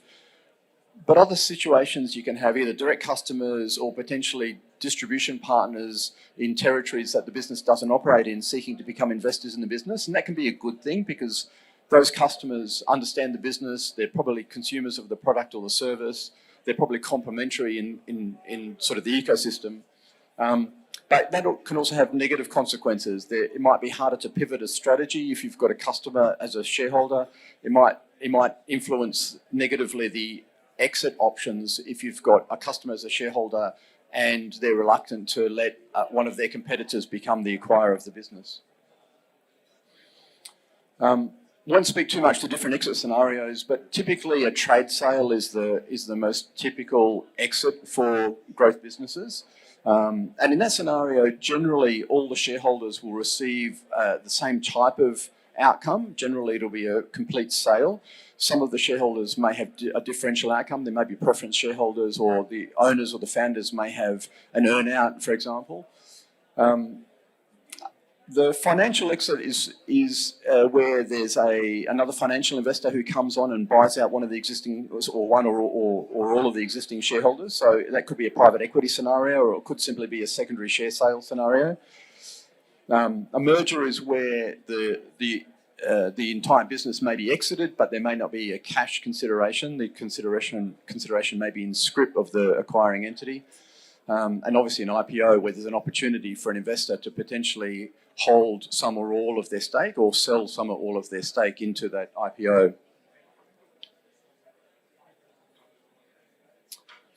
So importantly, as I said, the theme is don't just take funding from any source that's available. Shareholders and the relationship that you can build with shareholders and the value they can add can very positively impact both the growth of the business and also the ultimate exit of the business. Understanding the value that industry connections can have, that sector experience can have, can be really valuable for the entrepreneur as they're building their business. So it's important to find an investor that meets those requirements. So a truism always when raising capital is raise before you need the cash, and that's really critical. It's important that entrepreneurs get to know their potential investors before they need the cash and before they embark on the capital raise process. For entrepreneurs to do that, they can speak to other business owners, other entrepreneurs who have been through a similar process. And it's important that an entrepreneur develops a sense of what their preferred terms would be in a capital raise, so that they've got a view of what that is as they go through the process. But it's also important for the entrepreneur to be flexible and take feedback because their own views may not match those of the market. This is more for entrepreneurs, I suppose, but for entrepreneurs, avoid investors who don't agree with long-term goals. I suppose that the flip side applies as well. For investors, don't invest in entrepreneurs who don't match your own long-term goals. Avoid onerous terms for investors, particularly in the early stage, or at least as investors, avoid placing onerous terms on entrepreneurs in the early stage. And avoid term sheets that might heavily favour the investor because there's a risk then in tough times the entrepreneur gets disillusioned. So in summary, understand your criteria, understand your investors' criteria, and then make sure there's an alignment between those criteria. Make sure there's a match between expectations on both sides. At different stages of the business journey, different investors will provide a different outcome or beneficial outcomes. Understanding those differences is critical for a successful capital raise process and beyond, and growing the business and delivering the successful outcome. So having the right investors will have a compounding effect on the growth of the business and will help you optimise your exit.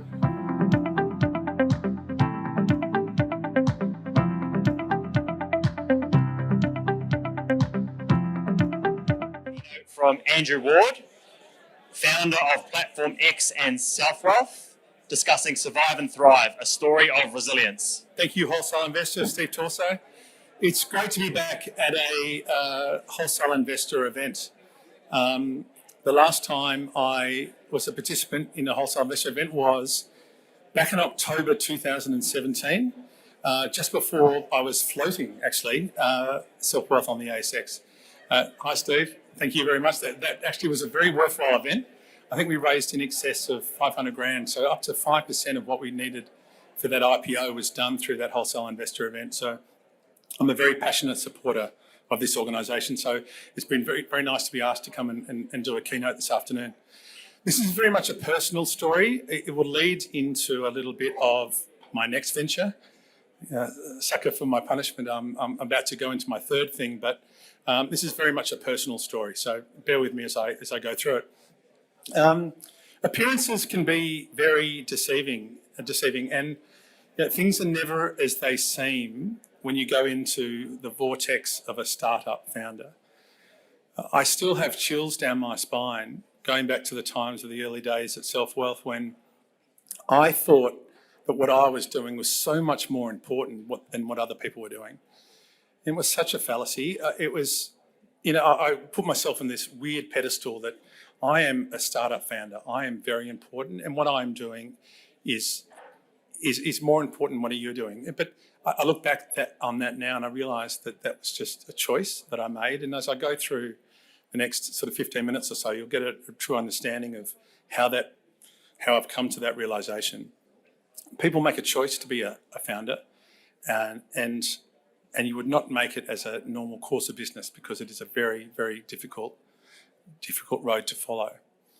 My wife has always said to me, and she still says to me, that, and this is a courtesy of her background and her father and her family, that a salary is safe and that equity is something you can't rely on. It's something that, it may vest. You have to stick around long enough in a company to get it. And also, if it does vest, can you actually sell it? Can you actually get any value from it? And I've experienced that through different companies that I've worked through in the past. I've worked at the CBA and I got equity. And whether it's because I didn't stick around long enough to get it, or small little financial planning practices that I used to work in. And I also got equity in them, but that really didn't translate to anything. And that really leads me to what does it mean? The age-old question, I think, for to be or not to be. With being a startup founder, are you born or are you bred? Almost sounds like serial killer stuff, but I really think that 75 to 85% of serial killers. Now I've got it on the brain. I've just watched the Jeffrey Dahmer thing. I think 75% are born or at least raised in the first 10 years because you'll see on the slide, it talks about resilience. And I think that nearly 100% of startups would succeed if there was infinite funding and you can get through infinite amount of pivots on your idea and you've got market traction and you didn't retreat to that door of security that when it got too tough, you went to go back to get a job. So I really do think that this concept of resilience and being born or the makeup of your character is so important when it comes to what it's like to be a founder. And because I reckon a lot of people run for the exit really early and leaving a solid job in the first instance as well is also very much a risky business. So that, I reckon, the born or bred, the nurture versus nature thing, I think a lot of it is you need to be born or at least raised to have resilience from a very early age. Every startup founder has a favourite quote and everyone lives by it. And my favourite is from a guy called William Faulkner. And it is, you can't swim for the furthest horizons until you have the courage to lose sight of the shore. And that is so true, yet again, of that born or bred thing. Can you actually go and do that? Can you actually leave safety? What does it mean to me? It means, that quote, it means mystery, it means a challenge, it means letting go of an anchor, it means going and searching for a new identity. And that really sums me up. I was a square peg in a round hole through my career. I live in Melbourne now, but I went to the University of Sydney, not too far from here. And I fell into finance through one of my best friends at Colonial First State, at 52 Mutton Place here. Actually, before it was even Colonial First State fund managers sitting next to Chris Cuff and Greg Perry as employee number 32. And I cut my teeth on finance and I was good at maths at school, but I never really worked out what I wanted to do and what it was all about for me. I wanted to play cricket for Australia and that never happened. I turned a 3-year university degree into a 6-year one because halfway through my second year I deferred to become a rock star. that didn't work out. But that being said, though, we did support the cockroaches all through Sydney and all the pubs. And at the end of that, oh God, I hate their songs. I hated their songs. But I was asked to be a Wiggle at the end of that because they turned into the Wiggles, and I turned it down because I was 23 and I thought, no, I want to pick up chicks and be a rock star. I don't want to deal with kids. Anyway, funny story, symbiosis. My 14-year-old daughter is going to a Halloween party as the Wiggles in a couple of weeks' time. So that's really weird. So all these different dreams I had, and I coasted through, I suppose is the best way to say, my career until I started Self-Wealth in 2011, because I always had these dreams of doing these different things, and it really came down to, and the music thing, that morphed into being a songwriter. And I like creating something out of nothing and sharing it with the world, and hopefully the world can get some benefit out of it, whether it's writing a song and they experience that, or it's creating a business and I can help people. And that, it took me a long time to realise that that's what I wanted and that's what I needed and that's what got me out of bed in the morning. So in 2011, 40 years old, and Self-Wealth was nothing more than a PowerPoint. And for those who don't know in the room, Self-Wealth is an online broker. It's now Australia's largest non-bank online broker. I had this concept initially of it being this community of self-directed investors. I, as a self-directed investor myself, I was working at the CBA at the time. I didn't want to pay all the fees associated with portfolio construction, advice, administration, etc. So I wanted to create a social network of investors at that point in time to better invest. And self-directed investors, what's the greatest cohort of that? Well, self-managed super funds. Okay, who looks after self-managed super funds the most? Well, accountants. Well, who touches accountants the most? Well, that was a company called BGL that kept on jumping out to me. That's a competitor of Class. So I cold called the guy called Ron Lesh, who was the managing director of BGL. I had my CBA hat on at the time. I was still at the CBA. I got in the door and I apologised profusely the moment I got in there. I said, look, sorry, Ron, I'm here under my own guise. I want to give you a quick rundown on my new idea. And he was pretty pissed off. But he gave me my 15 minutes and I did my best spiel, my first ever pitch, really, of a business. And at the end, he said 4 things. He said, Andrew, okay, that's fine. Okay, I'll seed your business. I'll give you some money. I want exclusivity, so you can't deal with any of my competitors, Class, etc. I want to be on your board because you've got no idea what you're doing, and you need some guidance. But probably the biggest thing of all, he said, you have to resign within 2 weeks, and you need to show to me that you're fair dinkum about what you're doing.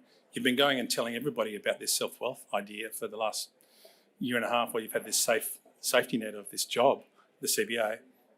Show me that you're fair dinkum, go and do it. And that was November 2011, and that was just before Christmas, 3 young kids, pretty hefty mortgage. And so that was a difficult decision with my wife. It takes me back to it right now. But suffice to say, all things happened. She gave me 6 months, by the way. So, that takes us into 2012, and I see Paul Niederer standing at the back of the room there. And I used Australian Small Scale Offerings Board, the ASOB platform, in early 2012 to raise the capital. And that was a very enjoyable experience. So thanks, Paul, for that experience. That helped put some compliance behind what we did. We raised, I think, $1.8 million over 2012. And I came out with this community-based social network of construction of portfolio so you can follow the best people.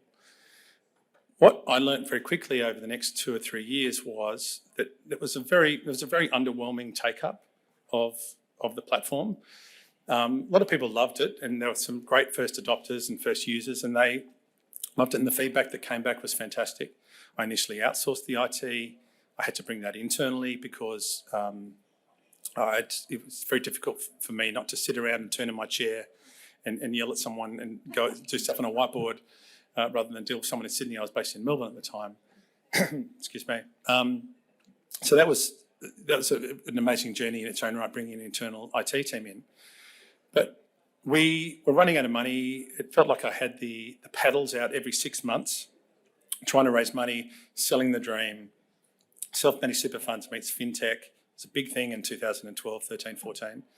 But the big change for the business was in 2015 when we used to use Yodlee. I don't know if you know Yodlee for our screen scrapers to get our data in. And but a lot of people are saying, I love your solution. I'm constructing new portfolios and I'm outperforming, but I'd love to go and execute. I've got to go out to CommSec or Bell Direct or all these other firms to execute. But then we would suck the data back in and we use Yodlee to do that. Can we do it within your solution? It looks and feels great. It's fantastic. So that started me on a 2-year journey of trying to work out how to be consistent with my ethos of flat fees. One of the reasons why I started Self-Wealth in the first place was to reduce the fees in financial services. And I initially came out with a subscription fee, and why the ASX in brokerage fees charge a percentage on how much you trade was just an anathema to me. I didn't like that. Why you do a $1 million trade versus a $100,000 trade and you pay 10 times as much is just wrong. You get the same level of service. But the brokers have lived on that forever. So I wanted to try to work out to have a flat fee brokerage service.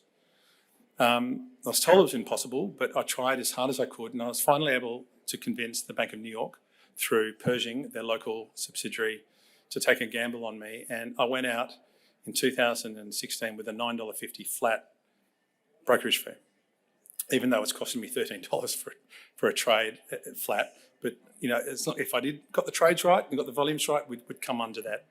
And we did that, and we were able to renegotiate, and that really changed everything for us. Suddenly we had all these customers. People understood $9.50 flat fee brokerage. I don't have to pay CommSec $19.95 plus 1%. We can just go to Self-Wealth. And the other big thing, the lucky timing thing for us, was the Royal Commission in 2017 that really put a spotlight on all the fees that the banks and financial services people were charging. So a lot of people were calling us up and saying, we don't want to use CommSec or NabTrade anymore, but who are you? Why do you exist? Can we trust you? So that was a big opportunity for us. And that was the main reason why we went to float in 2017.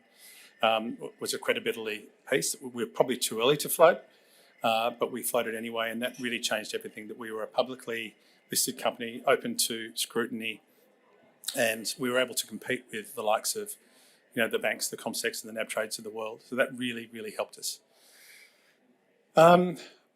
So that gets me to the journey and the toll it took on me. And it felt like I always had this end goal to get to, and I got there, and I fell in a heap, and I wanted to work out what the next goal was going to be, and then I achieved that, then I fell in a heap. And all through that journey, I didn't take any money out of Self-Wealth. Although it was fun to be involved, and I hired this great team, and it was quite sexy to be involved in the fintech industry, it was quite soul-destroying to go home to the family. And Self-Wealth was a 4-letter word with our kids. I started to retreat from friends. I stopped calling my parents. My showers turned from 10 minutes into 45 minutes. I sat down in the shower. I don't know if that's happened to a lot of founders in the room, just to escape. And really, my life just morphed into something that it probably shouldn't have been, even though it should have been something really exciting. But I was never able to get anything out of the company. And my wife's words were ringing in my ears about this security, this equity, and what didn't mean anything after so long. Even after we floated, we didn't take anything out of that. The next 2 years were pretty tough, 2017 and 2019, being a CEO of a publicly listed business. I achieved some great things in that time. I raised $100 million, the most amount ever raised for a third-party ETF, and we launched the SELF ETF on the courtesy of Graham Chuckwell, helped with that on the ASX. Almost 2 years after the day we listed the company, we listed the ETF, and I fell in a heap. I was done. It was November 2019, and I said to the board, I need a break.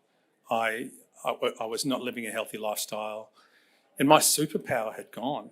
And my superpower was always, I was able to think through and analyse through problems quicker than anyone else could. The bigger the challenge, that's what got me really, really excited.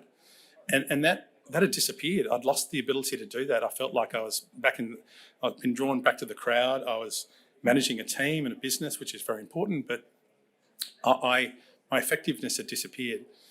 So I stepped back, I took a break, and it was Christmas time, it was 2019, COVID hit, and the time I spent over that with my kids was absolutely fantastic. COVID hit, I started to speak to the board again. I realised that I didn't want to go back, and I officially stepped down from Self-Wealth in the middle of 2020.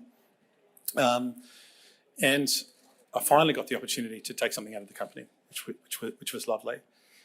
My next thing, which is my next learning, is how am I doing on time? Was another big company reached out to me and said, Andrew, can you come and help us with some of your thinking and some of our business models? So I joined. So I had this big decision to make. I could never be an employee again. After my Self-Wealth experience, I could never go back to being an employee. I was asked to be CEO of another company, or this other company said, look, we'll set up this other company for you so you can do this thing in the private markets. And we'll take 75%. I invested the rest, and 2021 was pretty much doing that. It was called Platform X. It's since been bought out by a company called FinClear. It's now been rebranded FCX. But the journey I learned out of that was no matter how independent a board may be, if someone owns 75% of a business, you're never going to have your own say. And I get the best out of myself when I wake up at 3 o'clock in the morning, sweat through stuff, solve a problem, work all the way to 9 o'clock, 6 hours, and I've done it. But to be told at 10 o'clock that that's not the way we want to do things, it's not the way I can work. So that was maybe a nice commercial outcome for me. But 2022 has been thinking about, okay, what do I do? What do I do next? And that takes me to Liquidity, which you can see to my direct left here. And it comes back to this moral of my story, which is, at what point do you think you've got success? Not to be too crass, but I love the song by Miley Cyrus called The Climb. It's all about the climb. It's not what's on the other side. Whenever I get to the top, and I've been to the top a couple of times, the perceived top, I just feel empty. It doesn't feel good to me. This climb thing, I want to reinvent the constantly going up the mountain, constantly trying to achieve these goals. And I've got to work out at what point do I get to that top and go, I need to reinvent myself. So Liquidise comes back to my wife's comment about go and get a decent job with a salary because equity's not worth anything. Liquidise solves that. Liquidise is all about turning equity into something that's liquid, and taking the best of DeFi, taking the Uniswap models back into a traditional market structure, and for you to be enabled as a founder, and more importantly, employee share plans and early shareholders within businesses to be able to cash in on their equity along the way. You don't need a buyer and a seller. Liquidity is always available. Anyway, thank you for your time, for listening to me ramble on about my personal story. Come and have a chat to me and Matt here on the stand. We'll be here for the next couple of hours. Thank you very much.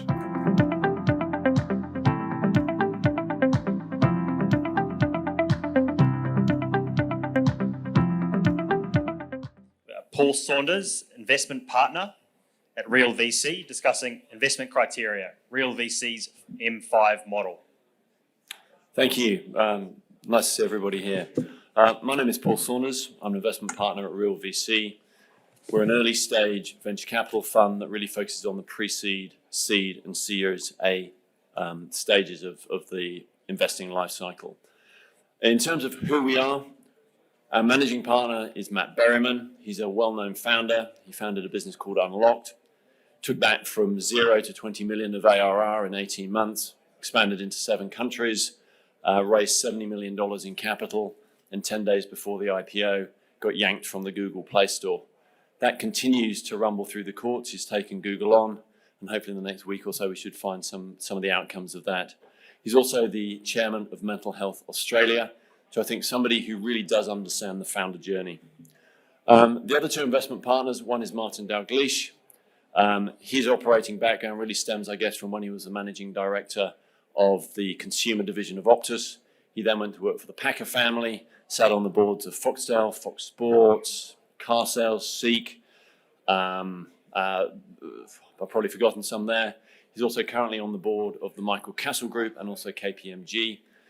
He's also been an investment partner at Yale Partners, which is also under our stable of funds, and also on Morpheus Ventures, which he's just stepped down off, which is a US Series A technology and disruption fund.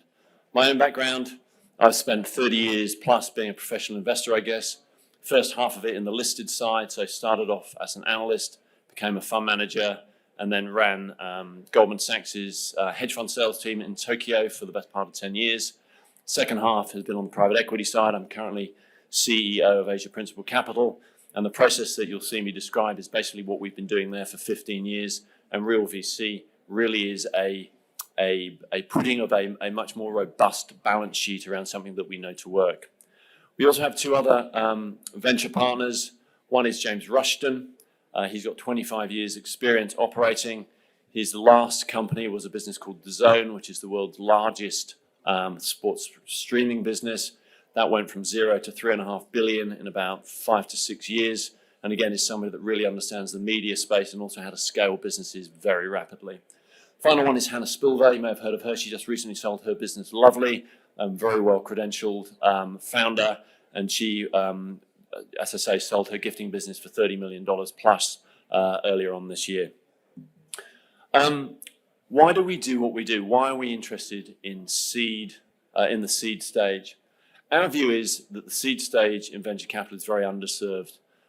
Typically, it's lower check sizes. So your larger venture capital firms tend to put their more junior partners involved in this part of the market, which again, to me is ironic, given the fact the seed stage, when you've got probably 2 founders, small teams, limited skill set, is actually the most vulnerable time, which is exactly when the founders need the most help, the most experience, and the most, I guess, advice on how to avoid what are often existential pitfalls at that stage in the cycle. But the upshot of that is the seed business currently, or the seed stage in Australia, in our view, is fairly commoditized. It's spray and pray, write lots of checks, don't really get involved, and again, I think is more money than any other value add.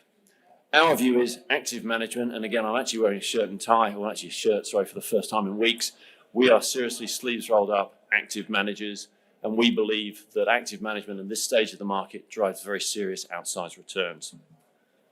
In terms of our investment thesis, and this is what we do, we invest early and we invest with conviction. Not interested in who else is on the cap table. In fact, frankly, I'd rather not have the clutter.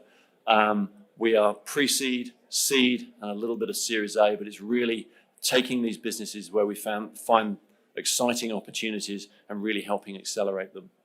We're a team of founders. This is probably obvious from the original introductions. We're active, and we do something that we term assisted capital. And as I mentioned at my Asia Principal Capital, where I continue to be based, we have used this model very successfully for about the last 10 or 12 years. What is assisted capital? And we would expect half of our businesses or companies in our portfolio to be on this model, is where we get options. Sometimes it's from the ESOP, sometimes it's warrants, sometimes it's additional options that are really compensation for the serious amount of time and effort that we put into our businesses. And again, you can almost think of us as quasi-founders to the stage of how involved we get. Does it involve sitting on a board? Yeah.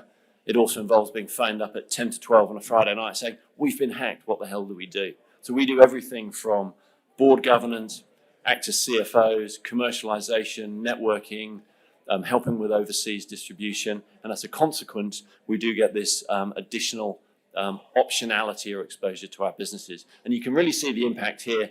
You have your original seed investment, which is where we're making our investments. But over time, as you move through the stages, A, B's, C's, the option component begins to get more and more value, and it really drives an outsized return for the dollars you put to work.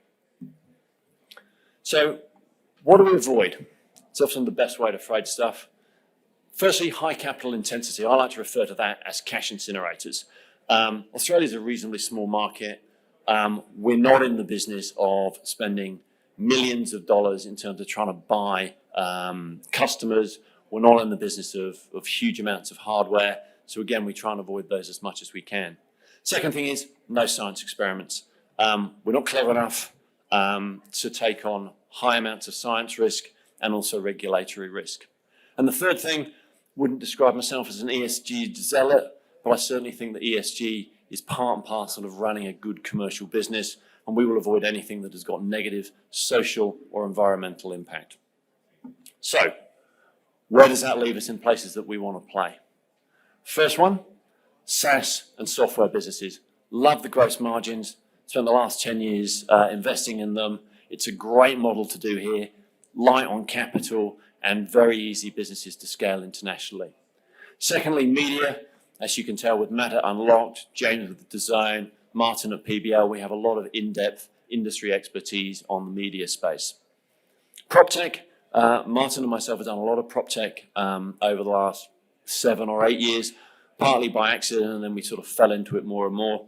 And a fun fact for you all, my COVID project was actually qualifying as a licensed real estate agent. So which probably shows a sad insight into my character. Health tech, we do a lot in the health tech space. One of our other funds that we are related to is a fund called Heal Partners, Health, Education and Lifestyle. Later stage, so it doesn't really cross over, but as a consequence of that, we see a huge amount of deal flow. Secondly, Matt, being chairman of Mental Health Australia, and he acts as sort of a lightning rod for a lot of health deal flow. So we get more than our fair share, I guess, of health tech opportunities. Finally, positive secular trends. It wouldn't be tech if we weren't at the cutting edge of things that are changing the world. Our first deal, which was announced last month, I think it was, is in the gaming ad tech space, which has got huge positive secular dynamics. The second one is in the decarbonisation space. So again, I think it's not that we want to go and play in Web3 or crypto trading, but there are some very clear secular trends that I think it behooves us to really take a lot of time, interest and care in picking the eyes out of those opportunities. This, I think, was what Steve really wanted to talk about today, and it's our M5 investment model. Not hugely novel, and there are lots of variations of it around. Matt is based in Melbourne. Martin and I are based in Sydney. And when you have a distributed team, I think it really helps to have a sort of lingua franca, a common language by which to talk to each other and assess deal flow.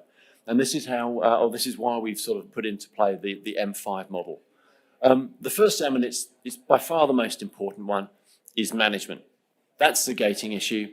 There's no carbon copy for what the right founder looks like or the right management is.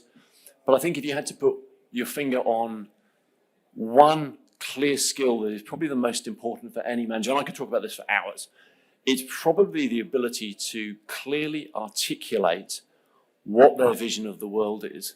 Because if I look across here, and I'm a founder, I'm trying to convince you to give up your good job and come and work for me when I've got no revenue and an idea on the back of an envelope. An ability to inspire to hire is super important, and it also tends to show a lot more clarity of thought and an ability to execute. Lots of other things on the management side of things, but you kind of get the picture. If people have got through the management stage, then the other four that we look at, the first one is market. We like big, expanding markets. Doesn't have to have an international component, but that's clearly really attractive too. Prove it out here. We know the playbook, for taking it overseas. So that is something that we really want. We will not play in shrinking markets. Life is hard enough building a business at scale to have secular dynamics going against you. It's horrible for pricing, tends to be horrible for capital efficiency, and it's something we avoid like the plague. Thirdly, model, and I'm sure there's been lots of talk today about the funding environment. We really want to be in businesses where we understand the unit economics of the business. Doesn't mean the business has to be profitable now, but I want to have a really good, clear pathway to profitability.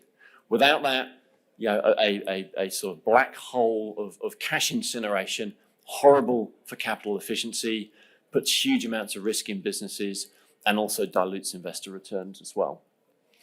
Fourthly, we have moat. A moat, I think, covers a lot of things. It covers product market fit. it covers your competition, it covers go-to-market, it might cover your IP, it might cover your patent portfolio. But it's really understanding that if we're going to be involved in a business for 4, 5, 6 years, really trying to understand who is going to be there to try and eat its lunch, and also why is that business going to have a sustainable advantage to ensure that we get the returns on the capital we put to work. Finally, we have moment, and I have to admit, it's really timing, but 4 M's and a T didn't sound very good, so we sort of moved it to moment. And it's really about, in venture, being early is almost as bad as being wrong. So what we want to understand is when we are putting money to work, why now? What is going to make this go from 0 to 1? And most importantly, because we're so active, what is it that we can do to change the dial? What are the doors that we can open? What is the capital that we can raise? What are the people and networks that we can bring into work in this business that can really drive that outcome and accelerate it? So the moment one is very important for us, and is often a gating issue. You look at great businesses and go, you know what? I can't add anything here. It's not our domain. Don't really know much. Don't have a network there. And as a consequence, we just say no to them. So that's our M5 model. And I think if you look at any investment any one of you have had that have gone wrong, and you think about it through that lens, you can normally pinpoint 1 or 2 of those that you didn't get right or you made assumptions about which didn't come to bear. Just about us, I guess. Why are we good at what we do? Experience is probably the best one. We've got about 120 years worth of experience out of the 5, the 3 investment partners and the 2 venture partners. We exhibit good judgment in general. And as they say, where does good judgment come from? Experience. And where does experience come from? Bad judgment. We have made just about every mistake there is to make in the book.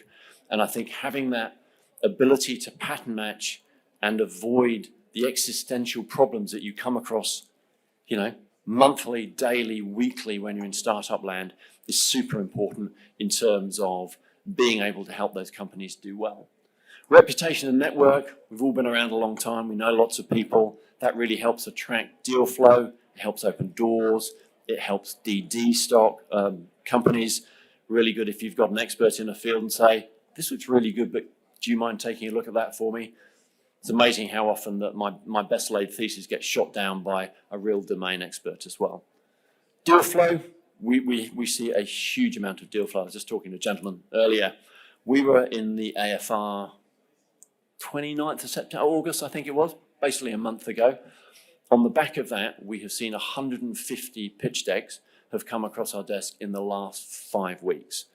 So it might be a tough funding environment getting the dollars, but there's a huge amount of activity out there. And one of the things that doesn't worry me is the fact that we won't be able to find the right companies to back. Discipline, I think it's more and more of an issue now in light of how markets have moved over the last 12 to 24 months. There are a lot of funds sitting on a lot of very underwater investments. We have a very disciplined approach to entry. In a bull market, there's often the refrain that it doesn't matter what you pay as long as you get your seat on the rocket ship. In a world where there's not free money, getting discipline back in terms of your entry prices is really, really important. And I have to say, it probably just dates me. I've been around too long just to not care about what I'm paying for things. Again, I can talk to you offline if people are interested in how we do that. Finally, risk management. Interestingly enough, we sold a business for just under $200 million earlier this year. And I think there are definitely 2, maybe 3 times in that 5 or 6 year journey when that company should have gone bust if it wasn't for the work that we put in. I do think the active management component of what we do does change the dial for your risk return profile. I think we take a lot of the or we can minimize a fair bit of the downside risk by being very active. And also, as I mentioned, the assisted capital piece does actually skew it on the upside too.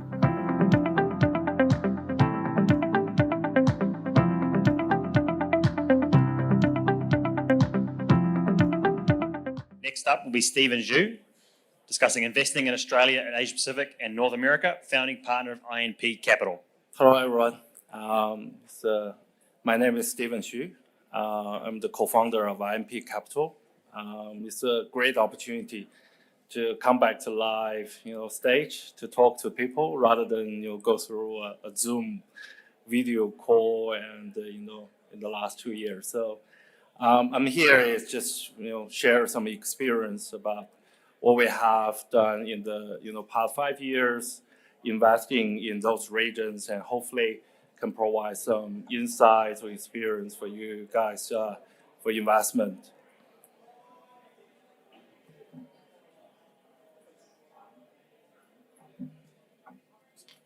So first of all, I'll just talk about who we are. MP Capital is a boutique investment firm investing in and growing with entrepreneurs. We basically looking for opportunity in 4 regions, which our office based in North America, China, Australia, and we just opened a new office in Singapore to capture the opportunity in Southeast Asia. When we first, established IMP Capital, we asked our question, who we are and what's our value, what's our advantage to provide the value to our investors. So we think the first of all is our global view, because we have the gene about, East plus West. We're always thinking, the sparks with different culture, with different market. You can identify, the different trend or different opportunity in certain region, and that have opportunity can duplicate in other regions. So you can verify your business model and then successful in that market, and then can duplicate opportunity in others. So that's one thing we have. And the second is deal flow. So we focus on the regions we have the office in, we have be part of the ecosystem, can get the first hand deal flow. And then the third part is the localized team. So we really emphasize we be part of the ecosystem. For example, in Australia, we be part of Australia ecosystem. If we in Canada or in China or in Southeast Asia. So that's critical to identify different opportunity and trends you may not see from other area.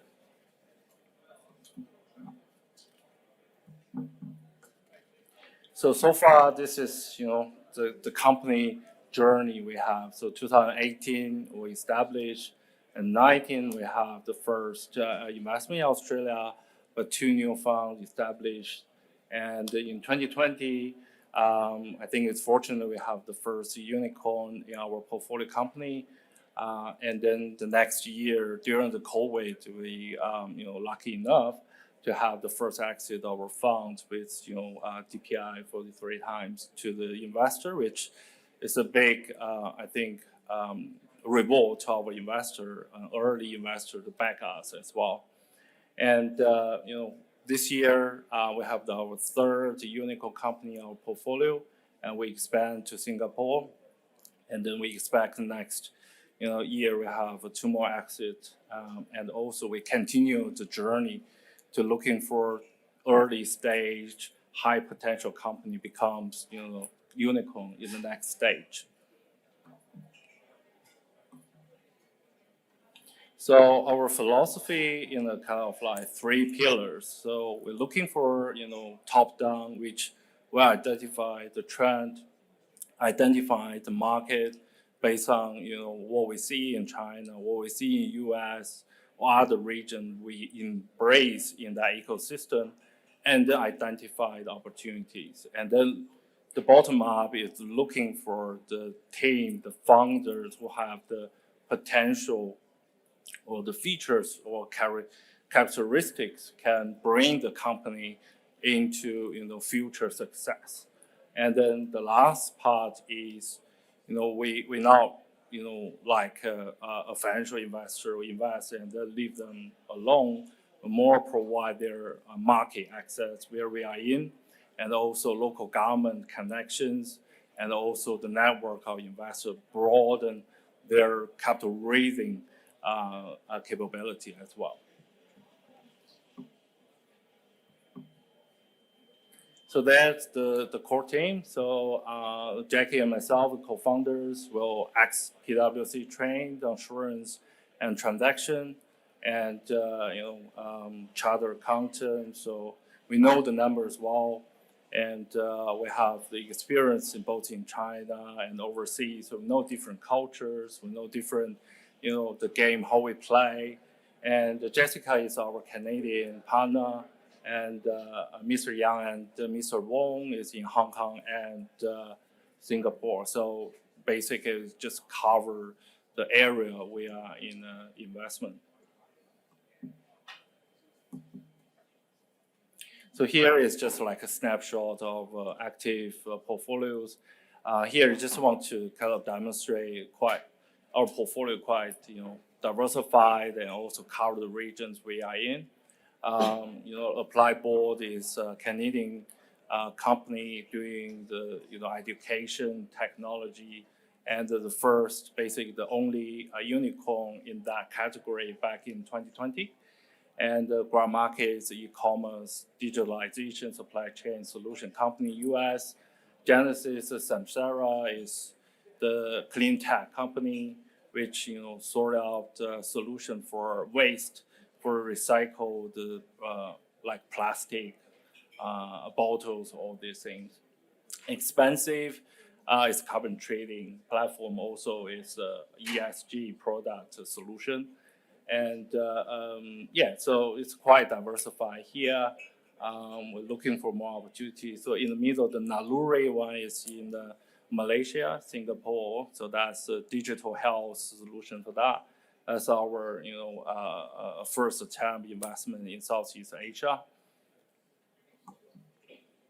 So next we'll just talk about some trend we see in these regions, which kind of like some insights to share with everyone here. Oh, sorry, I'll go back. Yeah, so I think everyone here has from the news or personal feeling, the first half 2022 is quite tough. You see the trend, the venture financing is dropped down significantly. But what we see is, in 2021, it's a record for VC fundraising. So despite a mature dry powder, the VC investor has now become more cautious, conservative, looking for, cash conservation or profitability pathway for investment opportunities. But also we'll see is there's some resilience in the investment community, right? You see 160 billion already raised in the system. It's still a lot of money can be raised there. And some sectors like energy, alternative energy, or battery storage is very hot area, or ESG related. So I think it's now a lot of investors pick the sectors or pick the stage to looking for opportunities. So here it just kind of shows some trend in US, Canada, Australia, Asia. You see in US actually demonstrate quite, I think the most resilience in that VC investment. It's actually dropped, but it's not that significant compared to Asia or compared to Canada and Australia. So if you look at the big deal or the mega deal in US, it's 1.7 billion raised by SpaceX, and 2 billion raised by Epic Games, and 1.5 billion raised by the GoPuff. So it's those big numbers. It's still, if you could have a good quality company in the right market, you still can get money, but it's just a little bit tough environment. And if you look at Asia, I think the most important is because India and China slow down, and the impact on that will significant, impact on that Asia venture financing.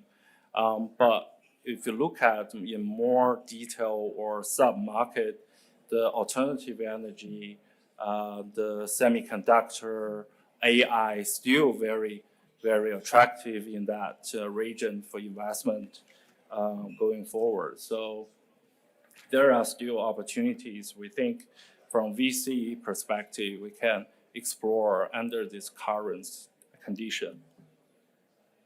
So our basic focus, in the next, 5-10 years, Asia is still our, mature area, especially in China and also Southeast Asia. I think for those parts, we see a lot of opportunities for China on specific sectors, but you need, the team, you need expertise, onshore, not offshore, to analyze those opportunities. Southeast Asia, I see a lot, consumer-based or, well matured the business model developed in China can move or duplicate, seek the success in Southeast Asia market. And then the second part is disrupt technology. I think this is always, the theme. We're looking for opportunities like Web3. I think it's still early stage, but a lot of things you can see, you can experience. 3D technology, I think, is the stage we can, move from 2D now to 3D because we have upgrade on hardware capability. We have a lot more software, solution power on that. And then space tech and the food technology. And for the food technology, I really focus on how we can get, to supply those growing populations, right? So the alternative protein or other solutions will give opportunity on that. And renewable energy application for AI, I think this one is a continuous theme. It's not just something new, but more in-depth application into all different areas. And then digitalization supply chain, we have experienced significant disruption in supply chain. How we make that efficient, how we lower the cost. I think now the technology have a more potential on that. The third part, I think, very hot topic. You see every day on news, talking about ESG, carbon emission, all this green finance, everything. I think this is definitely a theme for investment you consider in those regions, especially in those government lead opportunities. So here, I think it's my last slide, but not least, some experience we've been in these regions and share with the guys. It is all not right or wrong, but just share some lights.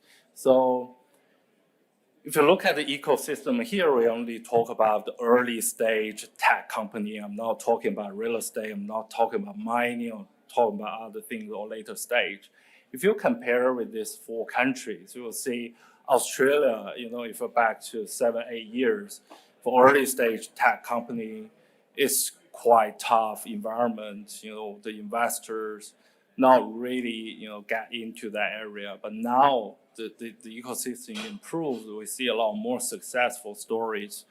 And also the angel investor community now become more and more, appealing. And also we got more early stage VC to support early stage companies. And if you look at US and China, they pretty much quite mature, got a quite, sufficient capital to support the company, and also well-known accelerators provide network, not just for capital raising, but also for, business commercial.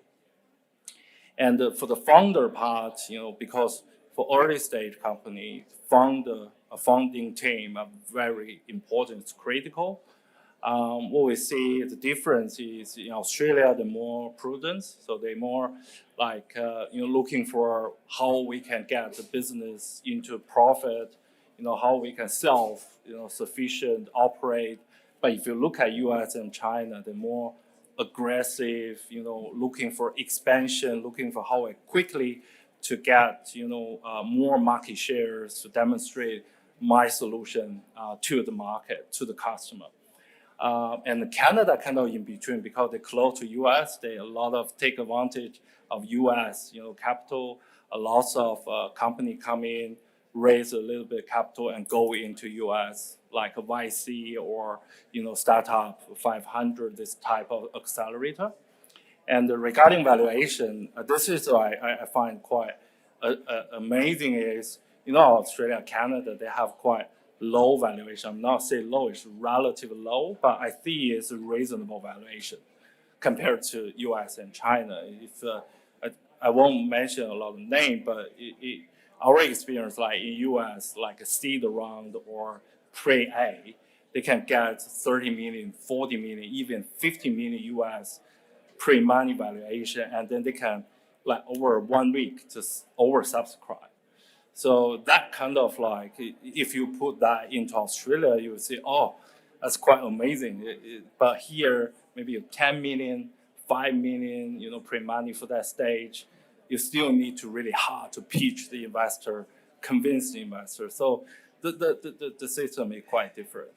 And I think the last part is the unicorn. I just highlight some sectors you will see here. The fintech is the same, and the e-commerce, SaaS is all the same. So if you thinking about investing in other regions, other countries, those sectors or those areas, you may think, oh, that might have some more opportunity to go through. So I think this is the last from me. Thank you very much, and hopefully I got more interaction. Thank you.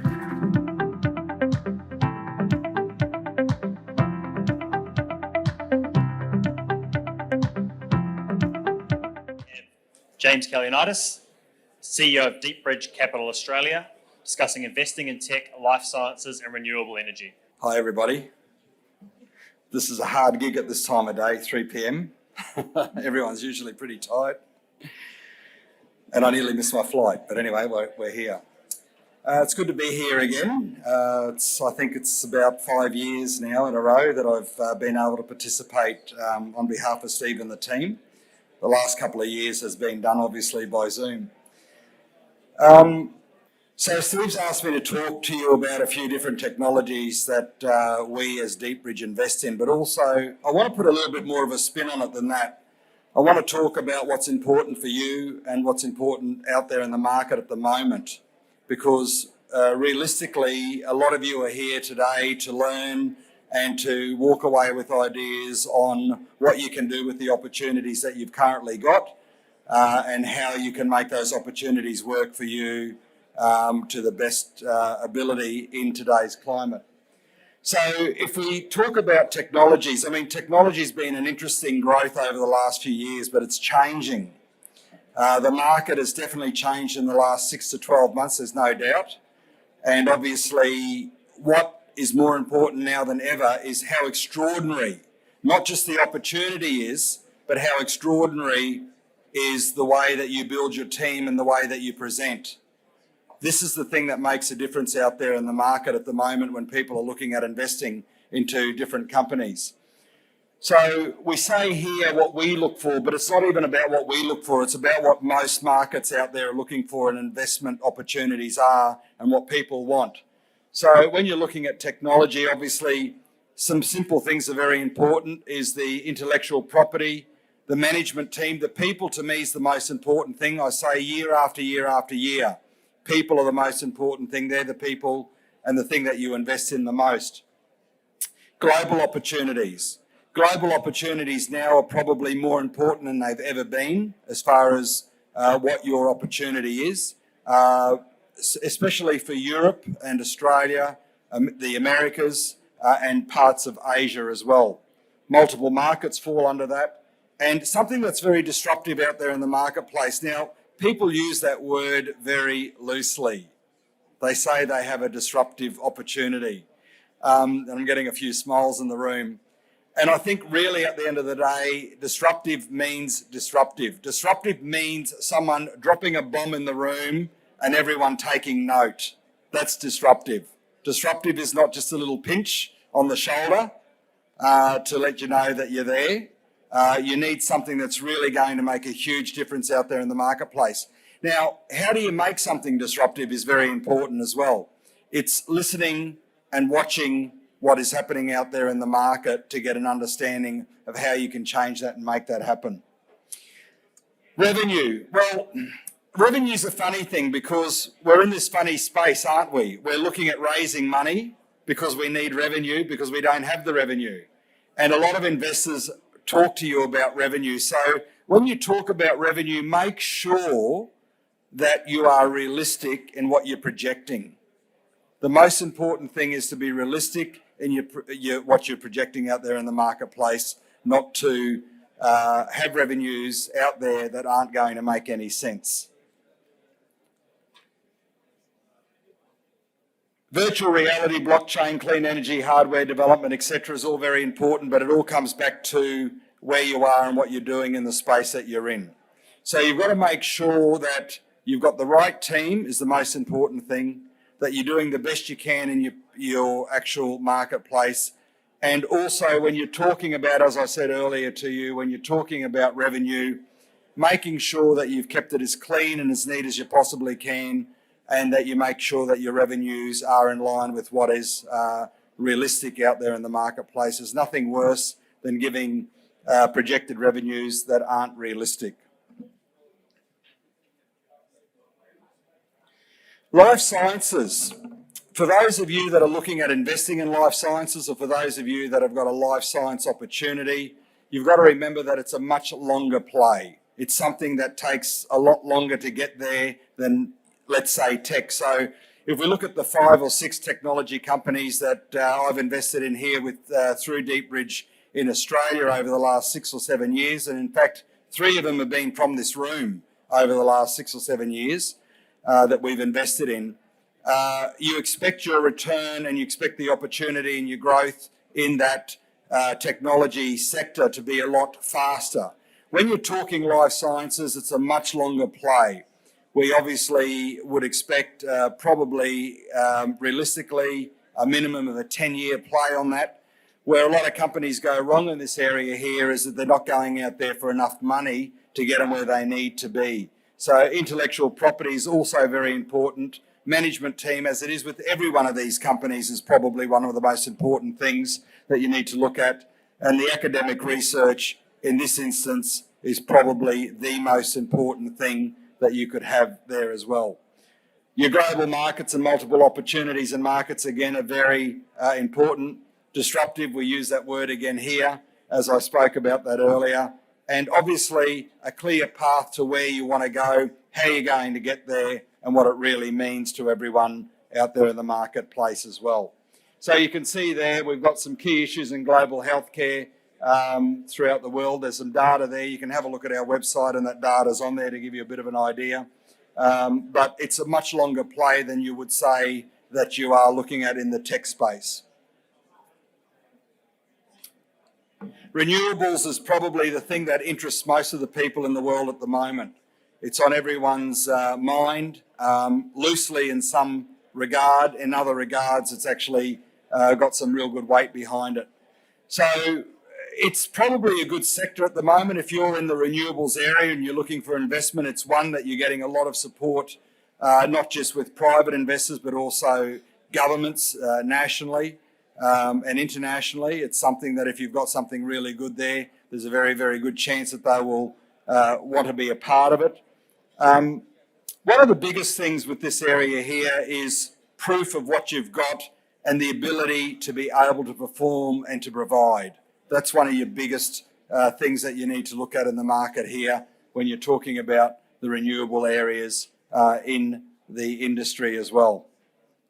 So, you know, when you look at what's out there in the marketplace at the moment, what people are investing in. We've spoken about technologies, we've spoken about life sciences, we've spoken a little bit about the renewables here. What I want to do is ask a couple of you here, or a few of you here, and get a little bit of interaction here, so it's just not like a normal situation where you're here and you just listen to someone talk about what they think's important. What I want to get an understanding of is the people that are sitting here at the moment. How many of you are actually looking for investment compared to how many of you are looking to invest? So for those of you that are looking for investment, just raise a finger or a hand. Okay, so we've nearly got close to 50% of the room looking for investment. For those of you that are here looking to invest, if you can just raise your hand as well. So it's interesting, mainly this side of the room here, we've got quite a few. And in saying that as well, there's a few here that are looking to invest, as well as, I got that right, didn't I? So I did take note, as well as looking for investment as well. So I want to break this down a little bit now. Who's in the tech space? Okay, so we've got probably a third of the room. Life sciences? No one? Renewable energies? Okay, so there's probably about 20% in renewables and around about 35% or thereabouts, because you can't see, you're not looking behind you, so I could give you any figure. 35% in the space of technology. Interesting that there's no one here at the moment in that life sciences space. When I last spoke at a live conference, which would have been 2 years ago here, there would have been a good balance of mix in between life sciences and technology, and very, very little in renewables. So, you know, when you look at the change, how the market changes so quickly, it's quite astonishing. So for those of you that are here, let's talk a little bit about tech. That's my passion. I love the technology space. When I talked earlier about having something disruptive, I got a few smiles in the room, particularly on the left-hand side here, because I think people resonated with when I said the difference about what is really disruptive. Who believes they've got something that's really disruptive? Okay, can I ask you just a quick question? Can you give me a quick answer? And there's three of you that put your hand up. So what's your name? Select? I can't hear you. I like to get people's names right. So could you please tell me what you have that you think that's just... Yeah, okay. But you've got something, and I can tell from the smile on your face it's very good. Sir? You don't want to say anything? Okay. Did you want to say anything? Hi, Jim. Really? Okay, well, that's extraordinary. I mean, you know, whether people understand the power of solar panels and what they do and how they do, what they do and what they're for, is, I suppose it's a good thing to be able to turn them off. Because obviously, from a layman's term, and I know nothing about your product, straight away I thought, well, would you be turning them off during the time that they're not getting used, or would that save the time and the life of the actual panel? More to do with the fact that first responders, because they can't turn them off, treat it defensively, which means the property gets destroyed. Okay, so it's a protective mechanism. That's fantastic. So, yes. Yes, I'm Ian. Hi, Ian. I'm from NextTrade. NextTrade is about the digitalization of supply chains. It's standards-based, and that will be transformational. Okay, so you'll have to repeat that, Ian. It just... Okay. Yeah, speak up. Okay. NextTrade is about digitalization of the supply chain, and that will become transformational of the supply chains. Okay, that's fantastic. So, see, I think what's really important here is that you can say one statement and get your message out there. Okay, so I don't know anything about any of your companies, but I know what sort of makes me listen and what doesn't make me listen. And I always say to people, when you're out there doing a presentation, ensure that everyone understands what you have pretty well within 30 seconds. Because if you really want to get some traction, make sure they understand what you have within 30 seconds of you talking about your opportunity. I was sitting over here before and I was looking at the crowd and I was thinking, because obviously I've been in your seat, I've raised money, I've taken a company public, agricultural company going back in early 2000s, an artificial soil, very hard gig. Our first market was the Middle East. Second market was China. The company was going to list on the secondary AIMS in the UK, and we brought it back and listed it on the ASX. So it was a very difficult time. The month we listed it, the stock market crashed. right? So it was a very, very difficult time. So I've experienced a lot of what you people are experiencing out there, but more importantly, when I was sitting over there before and I looked over at the crowd, I thought everyone here has a dream and everyone wants to make it happen. And the thing is that you can make it happen. You just need to focus on what that dream is and make sure that you get, what you need to achieve out of it. Investment is very hard out there in the marketplace as we speak. A lot of the companies that I've invested in, the majority of the money has come from the United Kingdom. That market's changed over there due to many reasons. The Australian market's toughened up. The other parts of the overseas market has toughened up as well. But if you've got something extraordinary and you can paint your picture to match that, how extraordinary it is, and ensure that everything you talk about is realistic, you will still get investment out there in the market. Have I got any questions from anyone? Yes, your name? My name is Ivan. Ivan. Hi, Ivan. I'm James. James, I was surprised you didn't mention academic research as priority for tech investments. For tech? Well, good point, Ivan. Look, I think academic research is very important, and in fact, it's part of our policy is that we like to have a look at what research has been done. But, Ivan, really at the end of the day, what can happen, there can be too much weight one way or the other, where it's with academic research or no academic research. It needs to be very balanced. A lot of people have great ideas, but aren't quite sure how to put those ideas into place. I think if it works and people can see it works and they can see a result, you can have all the academic research in the world. I know personally, the thing is that I want to see is, does it work? Yes. How does it work? Okay, this is how it works. And that's half the battle. When I took the agricultural company public, this is interesting when you talk about academic research, we had a scientific recipe to, with this artificial soil, to actually improve the water content. And the product worked, but it took many different academics throughout the world, including Australia and Dubai, to do their own research to be confirmed that it worked. And obviously the results varied from country to country, but they're all very good. So yes, it is important, but it's not the most important thing.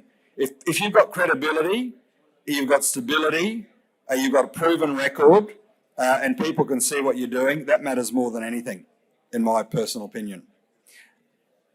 A little bit different, obviously, with life sciences, but we're talking tech here. I don't want to be bringing out a headache tablet without any proof that it doesn't work. Anyway, I've been told that's me. I'm done and dusted for the day. Thank you very much. I hope you enjoyed it.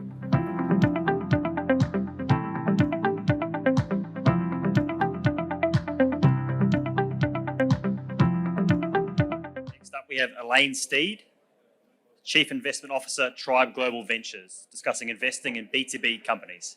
Good afternoon, everyone. It's probably been about 3 years, I think, since I last gave a presentation in person and not via a Zoom call. So apologies if I'm a little bit rusty, but forgive me. So Steve, I've known Steve and Wholesale Investor and been involved with them probably for about 8 years, and have presented at this forum a number of times over the years, so I'm really glad to be back. But one of the things that Steve asked me to speak about is not so much about Tribe, although I will tell you a little bit about us, but more about B2B and that as an investment sector and why we are so interested in it. But before I start, Tribe is a venture firm that helps B2B tech companies scale up into the US and the UK. Now, I know that sounds like a very oddly specific mandate, but there is a reason for that. One of the comments we hear most often from the founders that we work with is that they reached out to us because expanding into the US and the UK is an area that they are struggling with the most. It's not that they don't know what to do. They absolutely know what to do, that they have to scale up. It's that they need help with the how. And what we try to do at Tribe is not necessarily tell them how to do it, but work with them so they can solve the how in the most time-efficient, cost-efficient manner. The comment we hear mostly from the investors that we work with is why the focus specifically on B2B. And I guess that's the reason why Steve asked me to come and speak today. So B2B is an area of focus for us because we as a co-founding team know B2B innately. All three of us, myself, my co-founders Aaron Berkby and Don McKenzie, have all been involved in starting our own B2B businesses. We've all been B2B entrepreneurs. We've also got a track record and investment history in investing in B2B founders over the past decade. I personally have invested in over 80 companies. A large proportion of those were in the B2B space. I've also invested in B2C, and I'll talk about that and why we have favoured B2B now. And we've managed over about $400 million between us in the venture capital space over the last 2 decades in Australia, Southeast Asia, the UK and the US. In addition to our track record in building and growing B2B businesses, one of the other unifying factors of all three of us is that we've had some great successes and we've also all had some crushing failures. And the reason we think that is important in how we can help our founders is that having that experience helps us enable founders to not make the same mistakes we have, and knowing what works helps us to enable them to accelerate their success. And that background, we think, helps to remove some of the friction that founders face, but also helps them to see around corners better, which we think helps mitigate risk.